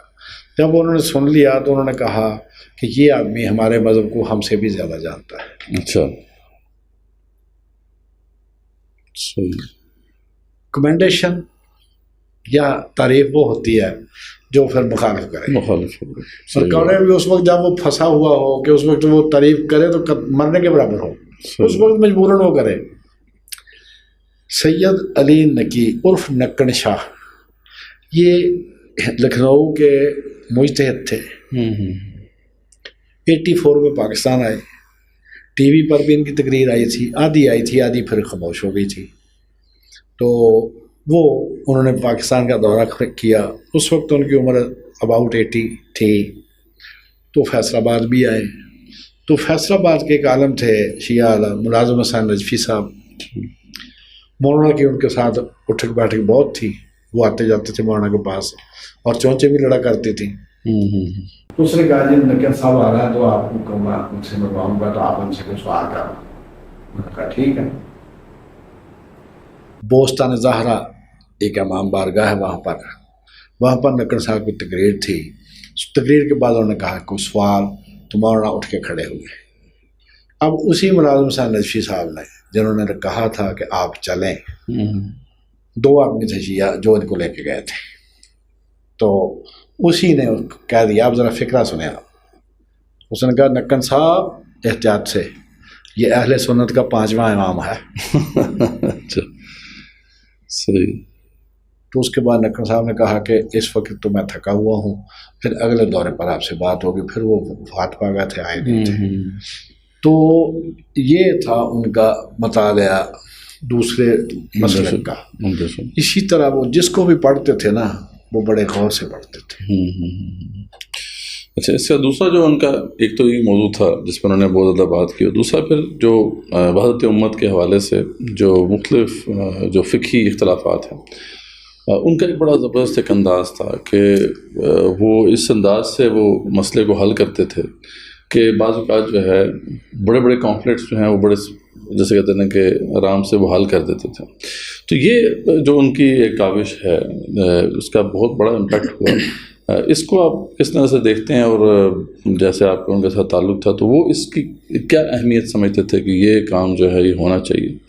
اور اب ہم دیکھتے ہیں کہ اس نہج پہ کام جو ہے وہ اس طریقے سے تو نہیں ہو رہا. اب تو وہی بات ہے کہ اس طرح کی جو اختلافی مسائل ہیں ان کو چھیڑ دیا جائے اور اس پہ تھوڑا جھگڑا کروا دیا جائے اور اس سے ریٹنگز بڑھا لی جائیں. تو اس طرح کے انداز میں جو ہے اب تو اس کو لے کے جایا جا رہا ہے. لیکن یہ ہے کہ ان کا ایک جینوئن نظر آتا ہے کہ ایک جو ان کی کاوش تھی کہ ان مسائل کو جو ہے ہم حل کریں, برج کریں گیپس کو. تو اس کے حوالے سے تھوڑا سا بتائیں کہ ان کی کیا سوچ تھی. پہلے تو ایک فکرہ یہ کہ کسی نے کہا تھا کہ کسی کام کو انتہائی آسانی سے کرنے کا طریقہ صرف ایک ہے کہ آپ کو اس میں انتہائی مہارت ہو. صحیح. جب آپ کو کسی کام میں انتہائی مہارت ہوگی تو آپ اس کو انتہائی آسانی سے کر لیں گے. تو اس لیے ان کے سوالوں کے جواب بھی لگتا تھا کہ یار یہ سوال ایسا تھا ہی نہیں, حالانکہ اسی سوال کو لے کے سارے جہان میں پھرتے رہو تو بات نہیں بنتی تھی. اس موضوع کی اہمیت کا اندازہ مجھے نہیں تھا. میں ملتان میں تھا تو میں کوشش کرتا تھا جمعہ ان کے پیچھے آ کے پڑھوں. ایک جمعہ میں آیا, انہوں نے بتایا کہ آج میری جنگ میں تقریر ہے, جماعت اسلامی کا اجتماع ہے, اس میں میری تقریر ہے اختلافی مسائل میں اعتدال کی راہ. اس طرح کا کوئی وحدت امت ٹائپ کو تقریر تھی ان کی. یہ تو خیر ان کی کتاب ہے نا بزرگوں کی, اختلافی مسائل میں اعتدال کی راہ. لیکن اسی طرح کا موضوع تھا. جماعت اسلامی نے بھی ایک سیشن رکھا ہوا.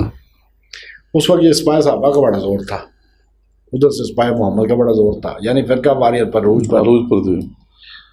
تو کہنے لگے کہ میری آج تقریر ہے. میں نے کہا جی میں بھی ساتھ چلوں گا.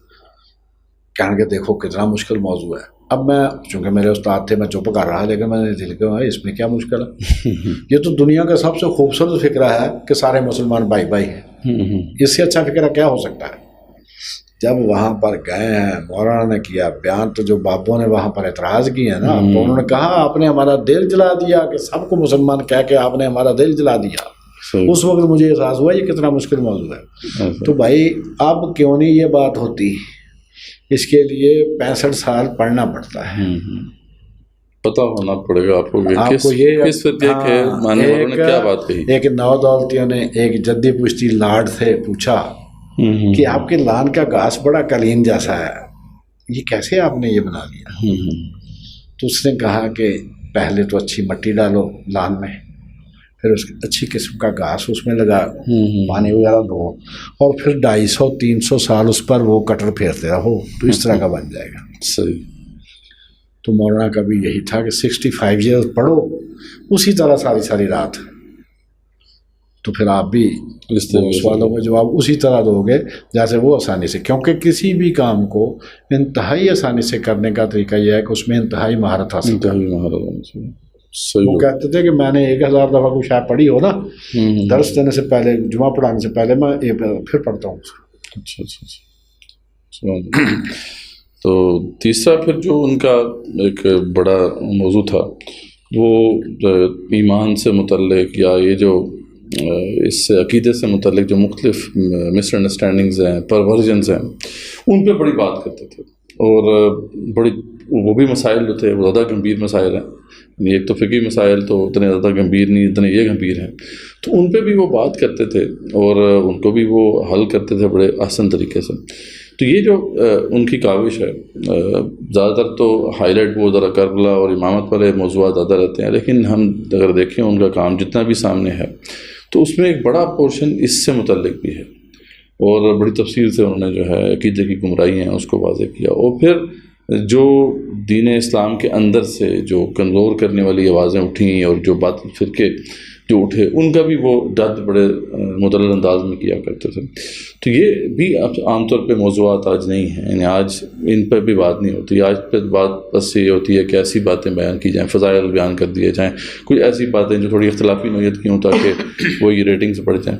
تو یہ جو ہے اس حوالے سے ان کی کیا سوچ تھی کہ یہ کتنا اہم کام ہے جو کرنے والا ہے؟ وہ عقیدے کی جتنی بھی اصلاح کرتے تھے وہ اس لیے کرتے تھے کہ انہوں نے جتنے بھی فرقے تھے نا ان کو پڑھا ہوا تھا، معتزلہ اور اس دور کے جتنے بھی فرقے تھے ان سب کو پڑھا تھا، بعد والے جتنے بھی علم کلام والے تھے ان سب کو پڑھا تھا، جو موجودہ دور کے تمنا مادی، جعفر شاہ پھلواروی، یہ پرویز، وہ چکڑالوی، وہ جتنے مستری، وہ احمد دین، جتنے بھی تھے نا، انہوں نے جو جو کتابیں ہمیں بتائی ہیں وہ کتابیں نہیں ہمیں ابھی تک ملی۔ صلاۃ اربع کتاب ہے خالد گرجاکی کی، اس کی 6 کتابیں پڑھی ہوئی ہیں، ویب سائٹ پر وہ نہیں پڑھی صلاۃ اربع۔ یہ 4 جو اہل قرآن کے گروپ تھے نا ان کی انہوں نے نمازوں کو جمع کیا ہے کتاب میں، اس نے کہا ان چاروں کی آپس میں نہیں ملتی، چاروں کہتے ہیں یہ ہمیں قرآن سے یہ ملی ہے، سمجھ آئے نا جی۔ تو انہوں کا مطالعہ بے شمار تھا، اسی وجہ سے انہوں نے سب کو پڑھا، سب کا موقف سمجھ کے پڑھا، پھر اس میں سے جو گمراہی تھی اس کو انہوں نے درست کیا، اور ہمارے جیسوں کے لیے انہوں نے سادہ سی بات کی کہ تصور خدا جو ہے جب یہ غلط ہو جاتا ہے تو پھر سب کچھ ہی غلط ہو جاتا ہے۔ اگر کسی کا یہ تصور ہے کہ خدا ہے ہی نہیں تو اس کی زندگی کا سٹائل کچھ اور ہوگا۔ اگر کسی کا یہ تصور ہے کہ خدا تو ہے لیکن اس نے اپنی پاورز ڈیلیگیٹ کر دی ہیں، اس کی زندگی کا وہ لائف سٹائل کچھ اور ہوگا، اور وہ لائف سٹائل جو ہے اس میں وہ آپ دیکھیں گے کہ وہ صرف اسی سے رابطہ رکھے گا جس کے پاس اس کے اختیارات ہیں کام کے۔ یعنی ایک آدمی کو وہ وابڈا کے دفتر میں کام ہے، وہ تھانے میں کیا کرنے جائے گا؟ وہ وابڈا والوں سے مل کے اپنا کام کرائے گا۔ اسی طرح جس کے پاس اختیارات ہیں، جس بزرگ کے پاس ہے تو اسی کے پاس جائے گا نا، اس نے خدا سے کیا لینا دینا۔ اس طرح انہوں نے چونکہ سب کو پڑھا تھا، سب کی باتیں، سب کا موقف ان کے علم میں تھا، اس کے بعد وہ ان کو اصلاح کرتے تھے۔ اور سیدنا امام جعفر صادق رضی اللہ تعالیٰ عنہ ان کا قول وہ دہراتے تھے کہ عالم وہ ہے جو اختلاف علماء سے واقف ہو۔ کیا بات ہے، عالم وہ ہے جو اختلاف علماء سے واقف ہو، جس کو یہ نہیں پتا کہ لوگوں کے قول کیا کیا وہ کیا فیصلہ کرے گا۔ صحیح بات ہے۔ تو یہ تھا ان کا، اور یہ لگتا ہے کہ فیض آپ کے اندر بھی ٹرانسفر ہوا، اور آپ کی جو تحریریں ہیں اور ساری جو کتب ہیں وہ بھی لگتا ہے اسی موضوعات، انہی موضوعات کے اوپر زیادہ ہیں۔ یہ اپنا شیخ سعدی نے گلستان میں ایک حکایت لکھی ہے کہ ایک دن میں حمام میں نہانے کے لیے گیا، وہاں پر صابن سے نہیں خوشبودار مٹی سے نہاتے تھے، اور وہ مٹی گلاب کے پھولوں کی کیاریوں میں ہوتی تھی، وہاں سے وہ مٹی اٹھا کے اس سے نہاتے تھے، یعنی اس علاقے کی مٹی میں یہ خصوصیت صابن والی۔ تو کہتے ہیں گلے خوشبو در حمام روزے رسید دستے از محبوب بدستم، رسیدم از محبوب بدستم بگفتم تو که مشکی یا بیری که از بوی تو دل آویز مستم، بگفتا من گله ناچیز بودم ولیکن مدت با گل نشستم، جمال ہم نشین در من اثر کرد وگرنہ من ہما خاکم کے ہستم۔ اس کا ترجمہ یہ ہے کہ ایک دن میں حمام میں نہانے کے لیے گیا تو میرے پیارے محبوب نے مجھے وہ مٹی نہانے کے لیے دی، میں نے اس کے ہاتھ سے اپنے ہاتھ میں پکڑی تو اس میں سے خوشبو آئی، تو میں نے اس سے پوچھا کہ تجھ سے تو مشک اور کفور کی وہ آ رہی ہے خوشبو، تو کیا چیز ہے؟ اس نے کہا کہ من کے لینا چیز بہت ہوں، میں عام مٹی ہوں جس کی کوئی قدر و قیمت نہیں ہے، لیکن مدت بگل نشستہ ہوں، لیکن پھولوں کے ساتھ میں کچھ مدت رہی، کچھ مدت رہا، میں پھول کے ساتھ کچھ مدت رہی ہوں، جمال ہم نشین در من اثر کر دو، وہ میرا جو پاس پڑوس تھا نا اس کے حسن نے مجھ میں بھی اثر کر دیا، مگر نہ من ہما خاکم کا استم، ورنہ میں تو وہی مٹی ہوں۔ تو مجھ میں یہ تھا کہ لاپرواہی اور سستی کا میں بحر الکاہل تھا، اچھا ٹھیک، صرف یہ کرتا تھا کہ کاغذ پینسل ساتھ لے کے جاتا جب بھی استاد کے پاس جاتا، کبھی خالی ہاتھ نہیں، حتیٰ کہ 2 دفعہ ان کو دل کا دورہ پڑا، دونوں دفعہ کاغذ پینسل لے کے گیا اور کچھ نہ کچھ لکھ کے رہا، اچھا ہے نا جی۔ صحیح، باقی دوست زبانی پوچھتے تھے، چلے جاتے تھے، میں نے وہ چٹیں لا کے ایک چھاپر رکھا ہوا تھا اس میں ڈالتے جانا، پھر اسی سے ساری کتابیں، اسی سے ساری تفسیر، اسی سے سارا کچھ یہ بنا۔ تو یہ جی اب جو لوگ سن رہے ہیں خاص طور پہ آج کل کے زمانے میں تو وہ تعلق رہا ہی نہیں، وہ چٹیں جو ہیں وہ چٹیں اتنی زیادہ تھیں کہ ان سے کئی کتابیں میری بنی ہیں۔ کیا بات ہے، یہ تفسیر تو ساری چٹوں سے ہے کہ ان چٹوں پہ لکھا میں نے رجسٹر میں، پھر رجسٹر کی کروائی فوٹو کاپی، پھر اس کو کاٹ کے آیت وائز کیا، پھر اس کی کمپوزنگ کروائی۔ صحیح صحیح، سمجھ آئی نا جی؟ نہیں بالکل۔ تو یہ دوسری بات یہ کہ طبیعتاً کسی نے ٹوکا ہوگا، ورنہ اتنا اچھا تو میں بھی نہیں ہوں کہ میں جس کے ساتھ بات کر رہا ہوں میں اسی کی طرف توجہ رکھتا ہوں۔ ٹھیک ہے، ISSB میں 77 میں کوہاٹ میں GTO بیٹھے ہوئے تھے، گروپ ٹیسٹنگ آفیسر، اور ادھر ہم 11 کیڈٹس بیٹھے ہوئے تھے، تو ایک نے پیچھے دیکھا تو اس کو انہوں نے ٹوک دیا، تو شاید اس کے بعد میں اور زیادہ محتاط ہو گیا کہ میں کبھی بھی، اور دوسرا یہ کہ ہم چونکہ وہ افسر ہی بھرتی ہوتے ہو تو افسروں کے ساتھ ہی رہے اس بینک میں 32 سال، تو وہاں پر بھی اصول یہ ہوتا ہے کہ سینئر جب بات کر رہے ہو اس کی طرف توجہ کرتے ہیں، ادھر ادھر نہیں دیکھتے۔ اگر آپ نے دیکھنا ہے نا کہ کیا نقش و نگار ہے، وہ جا کے پہلے دیکھ لو یا بعد میں دیکھ لینا۔ صحیح بات، جب سینئر بات کر رہا ہو اس کی طرف پوری توجہ سے، اور پوری توجہ سے اس کو محفوظ رکھتے ہیں کیونکہ اس نے بعد میں اسی پر عمل بھی کروانا ہوتا ہے۔ صحیح، تو جب بھی وہ بات کرتے تھے تو میں ان کی طرف توجہ سے دیکھتا تھا، لکھ لیتا تھا، حوالہ ساتھ ہی پوچھ کے کتاب اٹھا کے ان سے لکھ لیتا تھا۔ ایک ڈاکٹر صاحب قبلہ جو پرنسپل بھی رہے ہیں، انہوں نے کہا کہ وہ بھی اپنی PhD کے سلسلے میں آتے جاتے تھے مولانا کے پاس، ان کے بھائی، تو کہتے جی مولانا جب اٹھتے تھے تو دھوتی کو ایسے کرتے تھے۔ میں نے کہا یار آپ سے سنا ہے، 34 سال میں نے نہیں دیکھا، میں تو ان کے چہرے سے نیچے دیکھا ہی نہیں میں نے۔ صحیح، مطلب ان کے چہرے کی طرف دیکھتا تھا، ان کے چہرے کے نیچے دیکھا ہی نہیں، مجھے نہیں پتا وہ دھوتی کیسے کستے تھے، نہیں کستے تھے۔ میں تو صرف یہ تھا کہ جدھر جدھر وہ جاتے تھے نا، پیڈسٹل کی طرح میں ادھر ادھر، سورج مکھی کی طرح میں ادھر مڑتا جاتا تھا، اور وہ بتاتے جاتے تھے، میں لکھتا جاتا تھا۔ بتانے کا انداز کیا تھا؟ جو صاحب فن ہوتا ہے، صاحب ہنر ہوتا ہے، اس میں انا بھی ہوتی ہے، اگر اس کی انا کو ٹھیس پہنچے تو پھر وہ انتقام بھی بہت زبردست لیتا ہے۔ مسئلہ نبول کلام آزاد۔ صحیح بات، جب یہ آپ نے مجھے یاد یہ کروانا ہے کہ وہ کون سا سوال تھا جس کے 6 ماہ کے بعد مولانا نے جواب دیا تھا، آپ نے مجھے بعد میں یہ یاد۔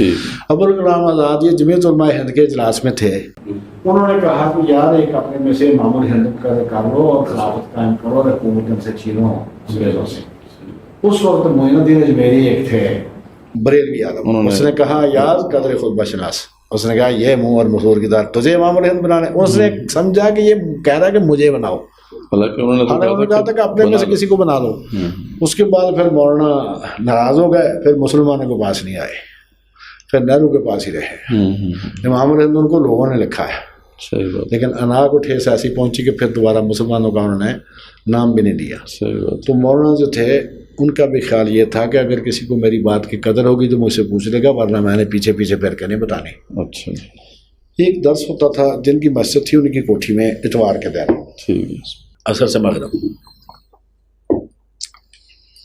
تو میں اتفاق سے دفتر سے سیدھا پہنچ گیا مولانا کو، پہلے وہ کوٹھی والے اپنی کار میں لے آئے تھے، تو مولانا مسجد میں بیٹھے ہوئے، میں بعد میں پہنچا تو ادھر اسلام کے ادھر بیٹھ گیا۔ تو مولانا نے کہا یار یہ جو عیسائی ہے یہ والی بات کرتے ہیں۔ میں نے کہا مولانا اس کا کیا جواب ہے؟ کہتے کیا مجھے کیا پتا، ڈھونڈو۔ آپ جناب 6 مہینے میں پیچھے پیچھے اور مولانا آگے اچھا، نہیں جواب دیا انہوں نے۔ पूछता रहा मैं। 6 महीने के बाद हुजरे में बैठे थे, जुम्मे वाला दिन था, तो ऐसे सवाल जवाब रहते हैं, मुझे कहते हुए लिख ला के तो काम आएगा। अच्छा, उसने जवाब लिखा दिया। ठीक। तो मैंने कहा मौलाना उस दिन आपने नहीं बताया था। कहते मैं ये कहता हूँ अगर किसी को कदर होगी वो पूछ लेगा, नहीं कदर होगी तो मैं क्यों बताऊँ। सही, ठीक। 58 मिनट की उनकी वीडियो थी, मैंने वो लिख के तो मैंने देखा कि शुरू में एक बात उन्होंने की है, आधी करके छोड़ दी है और 58 मिनट में मुकम्मल नहीं की।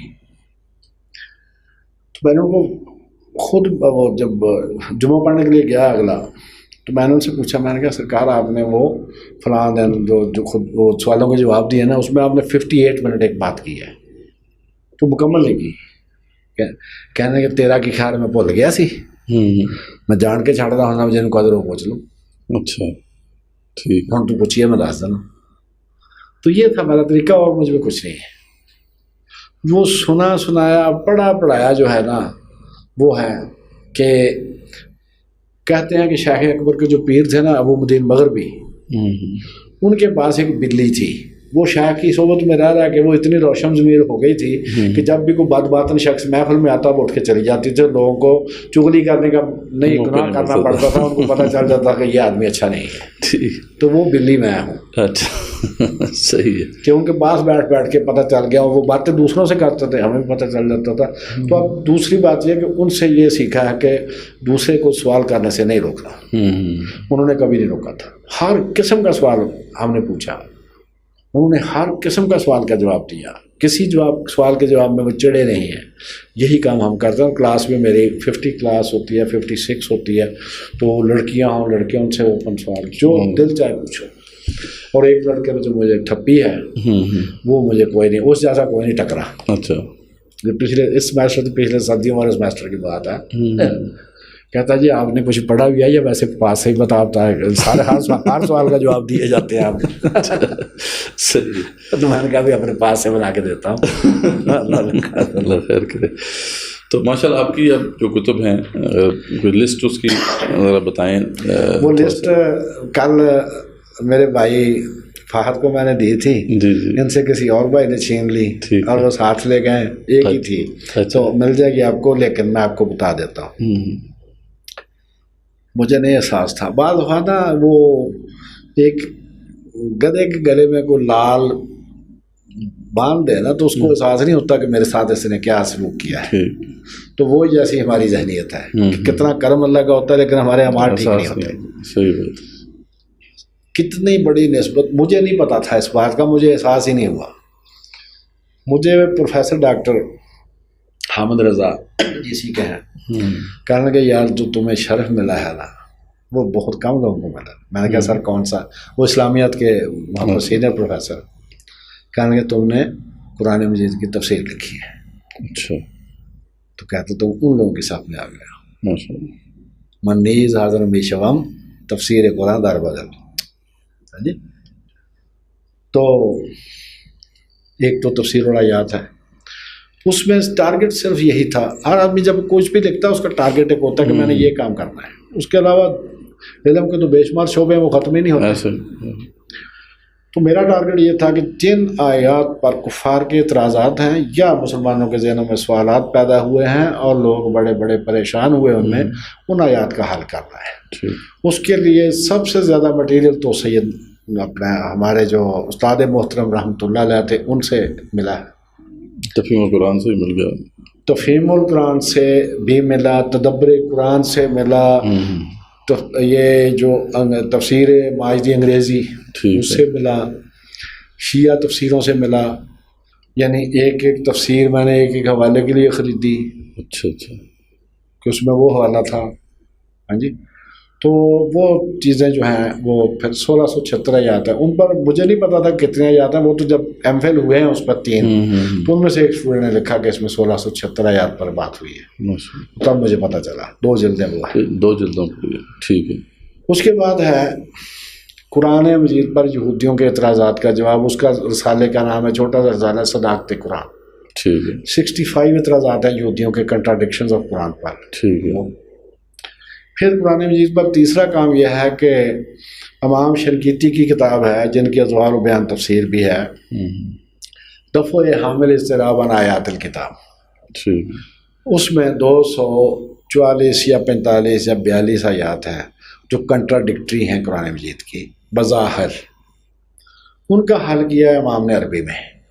وہ کتاب جو ہے جب وہ کر لیتے ہیں درس نظامی، اس کے بعد اسپیشلائزیشن کرتے ہیں اس مسلک کے بچے، اور جو اسپیشلائزیشن کرنے والے ان کو وہ سبقن پڑھاتے ہیں ایک استاد۔ تو مجھے پتہ چلا، میں نے اسے سافٹ کاپی لی، پرنٹ اللہ اس کو سلامت رکھے زیادہ نے نکلوا کے دیا، ہاں جی، تو وہ اس کی ہم نے بائنڈنگ کروا کے پھر اس کو میں نے اس کا ترجمہ کیا عوام کے لیے کہ 22 جلدوں 22 صفحوں میں بحث ہے نا، اس کو 1-2 صفحے میں لے آئے کہ کام کی بات جو وہ لکھتی۔ اب وہ بھی وہ کمپوزر کے پاس دے دی ہے کہ اس کو کمپوز کرے، اس کو بھی چھپانے کا ارادہ۔ 3 کام تو یہ قرآن مجید پر ہے۔ پھر کام یہ ہے کہ یہ احکام حج عمرہ، ٹھیک ہے، پھر ہے ارکان دین، نماز عمرے کے اوپر تو مولانا صاحب کی بھی ایک کتاب ہے چھوٹی سی، وہی اچھا اچھا، وہ آپ ہی کی ہے، بدل لکھتے میں ہیں اور ان کو دکھا دیتا تھا، ٹھیک ہے، اور ان کی مہربانی کہ انہوں نے ٹائم نکال کے دیکھا۔ تو اس کے بعد یہ ارکان دین مسودہ لکھا انہی کے سوال و جواب کی بنیاد پر، پھر ان کو چیک کروایا، ان کے ہاتھ سے کریکشن کی ہوئی ہے، وہ مسودہ میرے پاس ہے، وہ ہے۔ پھر یہ کہ عیسائیت اور یہودیت کو سمجھنے کے لیے کتاب البرہان، اس میں صرف ان کے حوالے ہیں، صرف ان کی کتابوں کے حوالے دیے ہیں۔ رسول پاک پر اعتراضات، قرآن مجید پر اعتراضات، رسول پاک کے پیشوائیاں بائبل میں، اس طرح کی چیزیں وہ بھی اس میں ہیں۔ تو البرہان وہ ہے۔ پھر یہ کہ تالمود، جیسے ہماری بخاری ہے، شیعہ حضرات کے الکافی ہے، اسی طرح یہودیوں کی وہ تالمود ہے۔ تالمود کی 13 جلد تو یروشلم کی ہیں، اس کی بابل کی ہیں، بابلی تالمود کی 2 ہیں، اس کی یروشلم کی معتبر بابلی ہے۔ تو اس کو 15 کو ہی کمپائل کیا اس نے، 1 جلد میں جمع کر دیا اپنا ڈاکٹر ابراہم کوہن نے۔ انہوں نے عبرانی میں PhD کی تھی کیمبرج سے، تو 1934 میں وہ چھپی تھی۔ اچھا اچھا، ڈاکٹر ابراہم کوہن، ٹھیک ہے۔ تو اب جناب یہ ظفر صاحب جو آئے تھے، ان سے وہ مجھے اس کی کاپی ملی تھی، تو پھر میں نے اس کا ترجمہ کر کے کمپوزنگ بھی کر دی، اس کی ہو گئی ہے، سارا کچھ ہو گیا ہے، لیکن وہ نہ ابھی چھاپی نہیں بوجہ کمی فنڈ ہے۔ اس کے بعد جناب ختم نبوت، اس کا مسودہ مولانا نے خود چیک کیا تھا۔ بہائیت یہ ان کے بعد کی بات ہے، ہاں جی، اور بہائیت پر ہی میرا MPhil ہے، اور بہائیت پر MPhil کیا میں نے، مطلب مقالہ میرا بہائیت پر ہے، MPhil تو ریگولر تھا، اور اس میں اللہ پاک نے مجھے گولڈ میڈل بھی دے دیا، ہاں جی، اور 66 سال کی عمر کے گولڈ میڈل ریگولر پڑھ کے دینا، یہ کہاں سے کیا تھا آپ نے؟ رفا سے۔ تو اب جناب اس کے علاوہ جو ہے یہ بائبل کی تفسیر، یہ کمپیریٹو تفسیر ہے، یہ دنیا میں کسی نے یہ کام نہیں کیا۔ ہر باب کی، ہر رکوع کی 7 تفسیریں، یہودی، Catholic, Orthodox, Protestant, cultural background, encyclopaedia Bible difficulties, اور قرآن مجید اس بارے میں کیا کہتا ہے، یہ 7 تفسیریں ہر باب کی۔ تو اس میں پیدائش، پہلی تورات کی جو صورت ہے اس کی مکمل ہو چکی ہے، اس کے بعد پہلی انجیل متی وہ مکمل ہو چکی ہے، مرکز جو ہے کل انشاءاللہ جائیں گے تو پرسوں 2 دن میں وہ بھی 1 باب رہتا ہے، وہ بھی مکمل ہو جائے گا۔ اس کے بعد پھر وہ سرکاری کام ہے، وہ کر کے پھر اس کو انشاءاللہ شروع کریں گے۔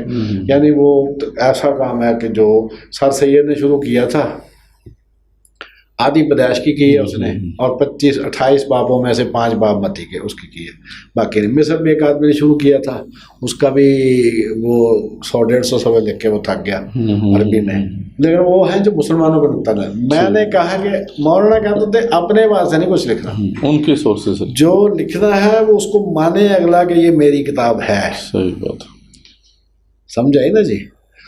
تو وہ تقریباً اب گنتی کے حساب سے تو 16-17 کتابیں ہو گئی ہیں، باقی اللہ مالک ہے، ٹھیک ہو تو یہ جو تفسیر کا کام ہے یہ بہت لمبا کام ہے، یہ 15 سال کا کام ہے، اسی کی وجہ سے میں نے ہر کام اب چھوڑ دیا، میں صرف اسی کو سبحان اللہ۔ تو یہ مطلب اب ناظرین آپ دیکھ رہے ہیں کہ جیسے پروفیسر صاحب نے بتایا کہ کافی عرصے جو یہ صحبت میں رہے ہیں مولانا اسحاق کے، اور بھی بہت سے لوگ صحبت میں رہے ہوں گے، لیکن یہ ہے کہ انہوں نے جو اتنا فیض حاصل کیا وہ اس لیے کہ انہوں نے سیریسلی جو بھی بات تھی اس کو لکھا، اس کو مرتب کیا اور اپنے پاس محفوظ کیا، اور اسی قدر کی وجہ سے اللہ تعالیٰ نے یہ سب کچھ ان کو نصیب کیا ماشاء اللہ سے۔ اتنی کتب کا بھی انہوں نے ذکر کیا، اور ایک ایک کام جو ہے ایک بہت وسیع کام ہے جو انہوں نے کیا۔ تو پروفیسر صاحب آپ کا بھی اب یہ کام سامنے ہے اور مولانا اسحاق کا تو ہم سنتے رہتے ہیں، آپ کیا سمجھتے ہیں کہ امت مسلمہ میں اس وقت دو طرح کے حملے ہیں امت مسلمہ کے اوپر؟ ایک یا یوں سمجھ لیں کہ امت مسلمہ کے اوپر تو حملے ہر طرف سے ہو رہے ہیں، امت مسلمہ کی جو فکر ہے، جو ہماری جو اساس ہے، اس پر جو حملے ہیں وہ دو طرح سے ہوتے ہیں۔ ایک تو حملے وہ باہر سے ہوتے ہیں، بیرونی حملے ہیں جو غیر مسلموں کی طرف سے حملے ہوتے ہیں، اور دوسرے حملے وہ ہیں جو ہمارے اندر سے ہی جو ہے وہ باطل فرقے جو ہیں یا ان کے جو بھی امام ہیں انہوں نے کیے۔ تو ان دونوں میں سے کون سے زیادہ مضر ہیں امت مسلمہ کے لیے؟ اور اس وقت ہم جب جس جگہ پہ آپ بیٹھے ہیں اور آپ کا قلم بھی انہی موضوعات پہ اٹھ رہا ہے، آپ نے بہائیت کو کی رد میں کتاب لکھی، آپ نے ختم نبوت کے حوالے سے جب بات کی تو قادیانیت تو اس کو رد کیا، تو یہ آپ اس پہ خاص طور پہ قلم اٹھا رہے ہیں۔ تو آپ لگ یہ رہا ہے کہ جیسے آپ زیادہ تر جو دونوں طرح کے جو اعتراضات ہیں باہر سے اور اندر سے دونوں کو ہی آپ ایڈریس کر رہے ہیں، تو آپ کس کو زیادہ مضر سمجھتے ہیں؟ اور اس وقت اگر ہم اتحاد امت کا ایک خواب دیکھتے ہیں تو اس خواب کو شرمندہ تعبیر اس ہونے تک اس کے راہ میں کون سی پھر رکاوٹیں حائل ہیں جن کو ہمیں دور کرنا بہت ضروری ہے، تاکہ اس آپ کے ذریعے سے یہ پیغام بھی ہماری آڈینس تک پہنچے کہ کیا کیا کام ہے جو اس وقت ہو چکا ہے اور کون سا کام ہے جو ابھی ہونا باقی ہے۔ ظاہری بات ہے اس 1400 سال کی اس سٹرگل کے اندر بہت سے مسائل حل بھی ہوئے ہوں گے، اور بہت سے مسائل ایسے ہیں جو ان ایڈریسڈ رہ گئے ہیں، ابھی حل طلب ہیں، تو ان کی نشاندہی کریں تاکہ جو ہے اس طرف ایک گائیڈنس مل سکے ریسرچرز کو اور جو بھی اس حوالے سے کام کرنا چاہتے ہیں ان کو۔ جو نقصان دہ ہے وہ اندرونی انتشار زیادہ نقصان دہ ہے۔ صحیح۔ جب آپ کی فوج متحد ہو تو بیرونی دشمن پھر کچھ نہیں کر سکتا، ٹھیک ہے۔ لیکن اگر آپ کی فوج منتشر ہے، اگر آپ کی فوج متحد ہو تو کچھ نہیں کر سکتا مخالف، منتشر ہے تو پھر اس کو کچھ کرنے کی ضرورت ہی نہیں۔ صحیح۔ آپ اس کو ایسے سمجھیں کہ اسرائیل کے ایک سابقہ وزیر اعظم کا بیان تھا وہاں کی پارلیمنٹ میں کہ جب تک دنیا میں شیعہ اور سنی فرقے موجود ہیں ہمیں مسلمانوں پر حملہ کرنے کی ضرورت نہیں۔ اچھا، صحیح ہے نا جی۔ اب ان کا کیا حل کرنا ہے؟ ان کا حل ہے کہ بٹکے ہوئے آہو کو پھر سوئے حرم لے چل۔ ٹھیک۔ ان کو جمع کرنا ہے قرآن پر، اسلام پر، اللہ کے نام پر، رسول اللہ کے نام پر، ان کو جمع کرنا ہے۔ جمع کرنے کا طریقہ کیا ہے؟ فرقہ بندی سے بالا ہو کر۔ فرقہ بندی سے بالا کیسے ہوں گے؟ کہ جو حضرت امام حسن نے فرمایا رضی اللہ تعالیٰ، ان سے کسی نے پوچھا کہ حضرت ہمارے دور میں کئی گروپ بن گئے ہیں، ہر گروپ کہتا ہے میں سچا ہوں، تو عام آدمی کدھر جائے؟ یہی سوال آج بھی ہے۔ تو جو حضرت نے جواب دیا وہ حضرت ہی دے سکتے تھے۔ آپ نے فرمایا کہ جو جس کام کو سارے فرقے نیکی گئے ہیں وہ کر، ٹھیک، متفقہ نیکیاں کر، متفقہ گناہ چھوڑ دے، سیدھا جنت میں جائے گا۔ کیا بات۔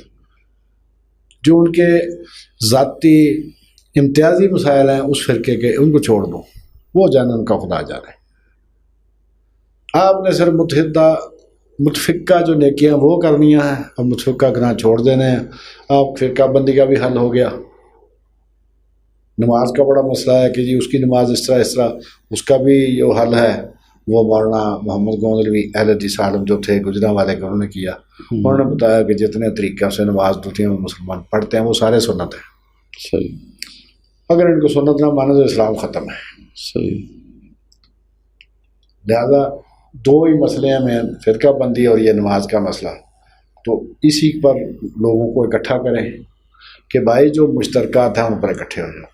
جو امتیازی مسائل ہم اپنے مانو، کوئی نہیں روکتا آپ کو، لیکن اگر امتیازی مسائل جو ہیں وہ ضروریات دین میں سے ہوں تو پھر کیا کیا؟ ضروریات دین میں سے ایک بھی مسئلہ نہیں ہے जिस मसले को लोग ज़रूरियात दीन समझते हैं उनके मानने वालों ने खुद लिख दिया है कि उम्मत के बड़े हिस्से ने इससे इख्तिलाफ किया, लिहाजा ये ज़रूरियात दीन का हिस्सा नहीं है। अहले तशरीह के साथ जो हमारा इमामत के हवाले से मैं वही बात कर रहा हूँ कि बाकर मजलिसी ने लिखा है कि चूँकि उम्मत के बड़े हिस्से ने इससे इख्तिलाफ किया, लिहाजा अब ये मसला ज़रूरियात दीन में शामिल नहीं है। अच्छा, उनके अच्छा बाबा जी ने यही तो बताया था कि हवाला उसका देना है, हवाला उनका देना है। ठीक हो गया, यही तो मैं उतनी देर से कह रहा हूँ आपको। तो ये मसला हल हो सकता है? हो सकता क्या, जो अगर करना हो तो हो सकता है, ना करना हो तो बल्कि होगा नहीं, क्योंकि इसके पीछे पैसा बहुत ज़्यादा है। वो तो जो मसला एक आलम ABC किसी भी फिरके का, ABC किसी भी फिरके का, हम नाम नहीं लेते, साल 2000 में वो 1 घंटे का 10 लाख रुपए लेता था। तो उसके तकरीबन 20-22 साल बाद वो फौत हुआ है, तो 20 लाख तो होगा घंटे का, तो 20 लाख घंटे का तो किसी को नहीं मिलता। जो बड़ी बड़ी कंपनी वो CEOs हैं उनको भी नहीं मिलता। तो उसकी आप किसी पे बात, किसी बुजुर्ग से टेलीफोन पर भी बात करा दें वो नहीं मानेगा।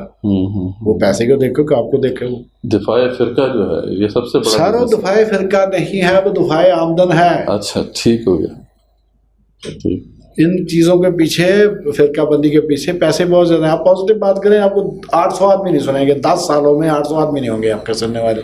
लेकिन अगर आप उम्मत में इख्तराक डालेंगे तो सारी दुनिया आपको सुनेगी। लेकिन मसले को तो हल करना पड़ेगा ना। मसले को हल करने के लिए आपने कोशिश करनी है, और जो इंशाल्लाह कल बात होगी ना उसमें आप ज़रूर इंशाल्लाह शिरकत करना, बताएंगे कि जो आपने दिल का दो मसले हमारे अभी इस वक्त मसला पड़ा हुआ है। देखें, एक तो हमारा यहाँ पे, तो मैं नाम भी ले लेता हूँ क्योंकि ये बड़े क्लियर मसले हैं। एक तो हमारा ये बरेलवी देवबंदी जो मसला है ये काफ़ी गंभीर है, और दूसरा शिया सुन्नी। और शिया सुन्नी का तो आपको पता है कि इम्पैक्ट कर जियोपॉलिटिकल भी है। अब ये आपके सामने ही है कि ईरान के साथ जो मामला हुआ है, अब यहाँ पे एक बड़ी बहस जो काफ़ी अच्छे से दबी हुई थी, हम में मुखालिफ दोनों आ गए, दोनों जो है। तो इसका हल जो है देखें, एक दो फिक्रों में तो नहीं हो सकता।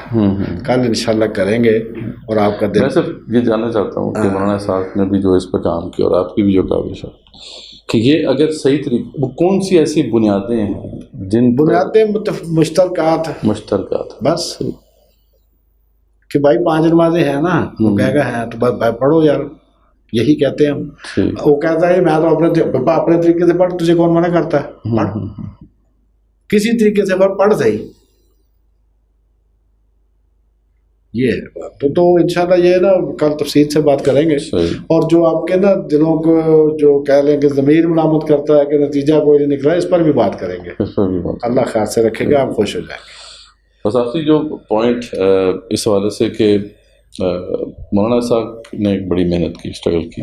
अब आपकी जो स्ट्रगल है, यानी आप भी एक इल्म और तहकीक की दुनिया की शख्सियत हैं, लेकिन हमारे यहाँ देखते हैं कि बहुत से लोग ऐसे हैं जो सोशल मीडिया पे बहुत ज़्यादा अब इस वक्त सुने जाते हैं और वो मौलाना साहब के साथ अपना ताल्लुक़ जोड़ते हैं, लेकिन उनके जो भी अफकार हैं उनके अंदर जहाँ ये बात तो है कि उन्होंने इन इख्तलाफात पर बात करके काफ़ी फॉलोइंग हासिल की, लेकिन जो असल मकसद था जिसके लिए मौलाना ये सब कुछ किया करते थे, यानी जो असल पर्पज़ था कि यार ये मसाइल सबको पता चलें और हमें समझ में आए कि असल में दीन का मतम नज़र है क्या और उसमें कहाँ पे नकब लगी, और दीन जो कि जिसका मकसद ये था कि दुनिया पे वो गालिब हो और वो गलबे के लिए ही यहाँ पे आया था, उसके लिए जो जितनी भी हर्डल्स हैं वो दूर हों और उस फ़िक्र के अंदर जो ख़राबियाँ वो दूर हों, ताकि दोबारा से उम्मत अपनी इस मिशन को पकड़े और इसको समझे। और ये मौलाना साहब का बड़ा मशहूर बयान है, और जगह पर भी हमने सुना कि वो ये कहा करते थे गलबा दीन अगर नहीं होता तो फिर ये हमारी नमाज़ों का और हमारी ये जो है जो भी इबादत हैं इनका फिर कोई फ़ायदा नहीं होगा। तो ये जो इतनी एक बोल्ड जो है फ़िक्र है और बोल्ड स्टैंस था उनका, वो लोग इसको बयान नहीं कर रहे, ना इस पे खड़े होते नज़र आ रहे हैं। यानी एक तरफ तो वो शिया सुन्नी फसादात के हवाले से आप जो है अपना मौक़िफ़ बयान करते हैं, अमीर माविया बनो मैया बनो बास के इख्तिलाफ को वाज़ेह करते हैं, बनो मैया पर खूब जो है वो अपने जो भी है सब वो सितम करते हैं, लेकिन ये है कि जो اصل جو اس میں سے فروٹ تھا جس کو مولانا نکالا کرتے تھے وہ نہیں نکل رہا، اور ان کی زندگیوں میں یہ وہ چیز نظر نہیں آتی، بلکہ وہ لوگ تو اس کے خلاف کھڑے ہوتے نظر آ رہے ہیں۔ یعنی دین کا ایک مضبوط تصور ہے کہ دین ایک تقویت دیتا ہے، اور دین کا مقصد یہ ہے کہ حق کے لیے کھڑے ہو، تو وہاں پر تو وہ جو ہے رجت کو جو ہے پروموٹ کرتے نظر آتے ہیں۔ تو یہ ان کے بارے میں آپ کیا کہیں گے، اور ان کے بارے میں تفصیل سے یہ بھی بتائیں کہ واقعی وہ مولانا اسحاق کے کوئی شاگرد کنسیڈر کیے جا سکتے ہیں، یا واقعی وہ کوئی شاگرد تھے، یا بس وہ نام استعمال کرتے ہیں؟ مولانا کا سچ کوئی ایسا جگہ تو کوئی نہیں ہے جو ان کے پاس باقاعدہ بیٹھ کے پڑھا ہو۔ جمعہ پڑھنے آتے تھے یا کسی نے سوال پوچھ لیا، اسی حد تک کی شاگردی استادی تھی، وہ اپنے گھر میں چلے جاتے تھے، جمعرات کو آتے تھے، جمعہ پڑھا کے شام کو واپس چلے جاتے تھے۔ ایک دوسری بات یہ ہے کہ آپ نے یہ توجہ سے دیکھنا ہے کہ آدمی صبح سے شام تک ٹی وی پر سپورٹس دیکھے، ڈرامہ دیکھے، فلم دیکھے، وہ بور نہیں ہوتا۔ مولوی کی بات، پازیٹیو بات 5 منٹ دیکھے تو اس کو نیند آنے لگتی ہے۔ وجہ یہ ہے کہ مولوی نے ذمہ داری ڈالنی ہوتی ہے۔ صحیح بات۔ ڈرامہ، فلم، اس سے ذمہ داری نہیں ڈلتی۔ جس بات میں انسان کو کچھ ذمہ داری ادا کرنی پڑے، انسان اس سے بچتا ہے۔ بہانے اس کے پاس 10,000 ہوتے ہیں کہ یہ میرے مسلک کے خلاف ہے، یہ فلاں ہے، وہ ہے، یہ ہے وہ۔ اصل بات یہ ہوتی ہے کہ میں ایک ذمہ داری لینے کو تیار نہیں ہوں، اور اسلامی نظام کی ذمہ داری جو لینی ہے یہ شہادت گاہ الفت میں قدم رکھنا۔ تو یعنی آپ ناظرین دیکھ رہے ہیں کہ فالوئنگ اگر آپ نے حاصل کرنی ہے تو ٹپ بتا دی ہے پروفیسر صاحب نے، ذمہ داری نہ ڈالے لوگوں کے اوپر، ان کو مزے مزے کی باتیں بتائیں، اختلافات بتائیں۔ لائسنس دیں جنت کا بغیر کچھ کیے تو آپ کو 20 لاکھ روپے گھنٹہ تقریر کا ملے گا، اور باورچی کے 25,000 الگ ملیں گے، ہوائی جہاز کا ٹکٹ آنے جانے کا اس کے الگ کا ہے۔ یہ تو پھر حدیث بھی ہے نا کہ دین میں آسانیاں پیدا کرو، تو ہاں، تو اگر آپ ان کو ٹکٹ دے کے بھیجیں گے جنت کا تو وہ آپ کو ہوائی جہاز کا ٹکٹ دے دیں گے۔ لیکن ٹکٹ کا تبادلہ ٹکٹ سے ہوتا ہے۔ تو اگر آپ کسی سے کہیں مولانا محمد صاحب ٹکو شیعوں میں سے بہت بڑے لکھے آدمی تھے، ان کا نام مولانا صاحب سے ہی ہم نے پہلی دفعہ سنا۔ آیت اللہ تو ان کا لقب تھا، پھر وہ آیت اللہ العظمیٰ ہو گئے تھے، 90 سال کے ہو کے فوت ہوئے، یہ تقریباً 2022 میں، اندازہ ہے کہ 2022 میں فوت ہوئے۔ وہ جناب 1965 کی ان کی لکھی ہوئی کتاب میں نے پڑھی تو میں ہکا بکا رہ گیا کہ جس آدمی کا علم 1965 میں اتنا زیادہ تھا وہ اس کا علم 2012 میں کتنا ہوگا، کیونکہ اس کے نیچے لکھا ہوتا ہے کہ اس وقت بمباری ہو رہی ہے سرگودا پر، اور میں موم بتی کی لائٹ میں کام کر رہا ہوں، کیونکہ اس وقت جو لائٹیں بند ہوتی تھی نا، بلیک آؤٹ ہوتا تھا۔ اب اس کے بارے میں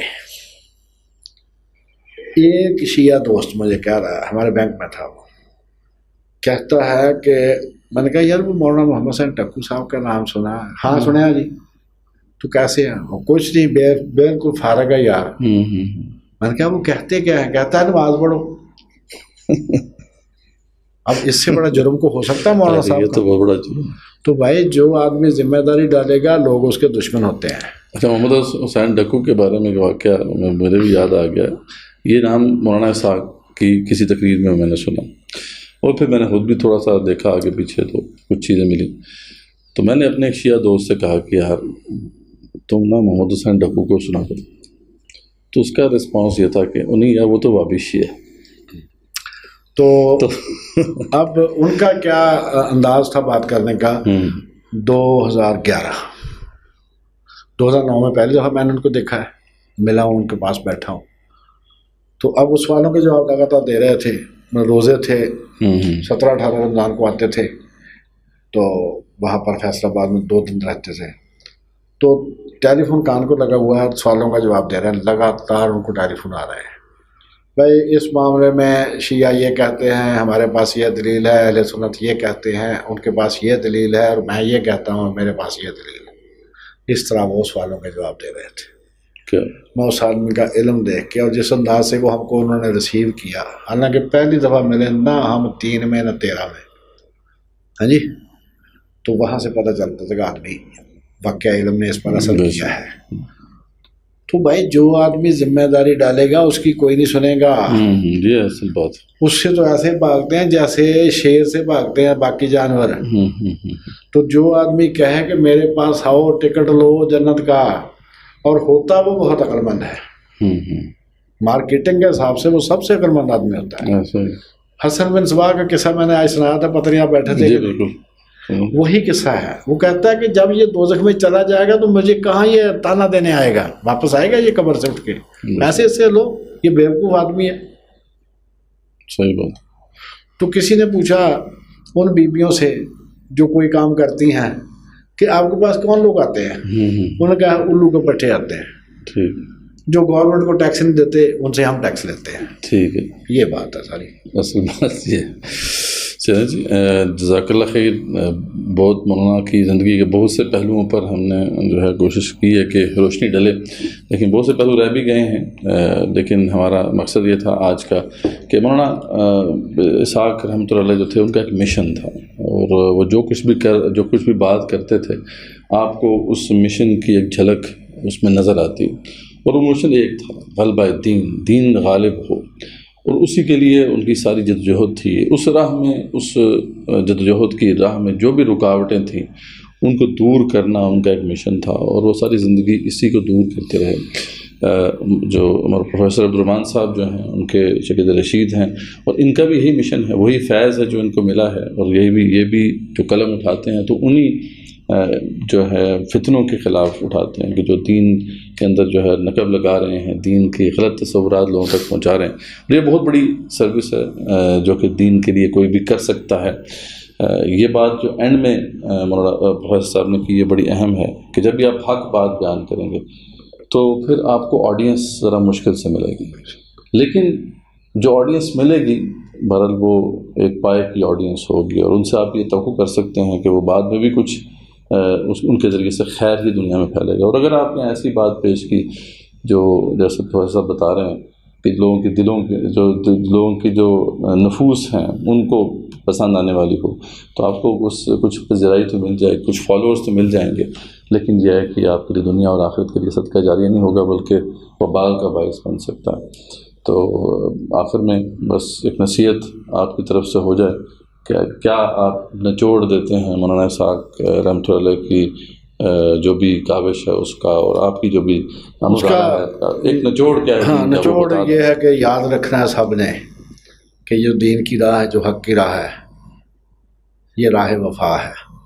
رسول اللہ سے وفا ہے، خدا سے وفا ہے، قرآن سے وفا ہے، اسلام سے وفا ہے. تو راہ وفا پہ چلنے والے بہت ہوئے، پچھتائے کم.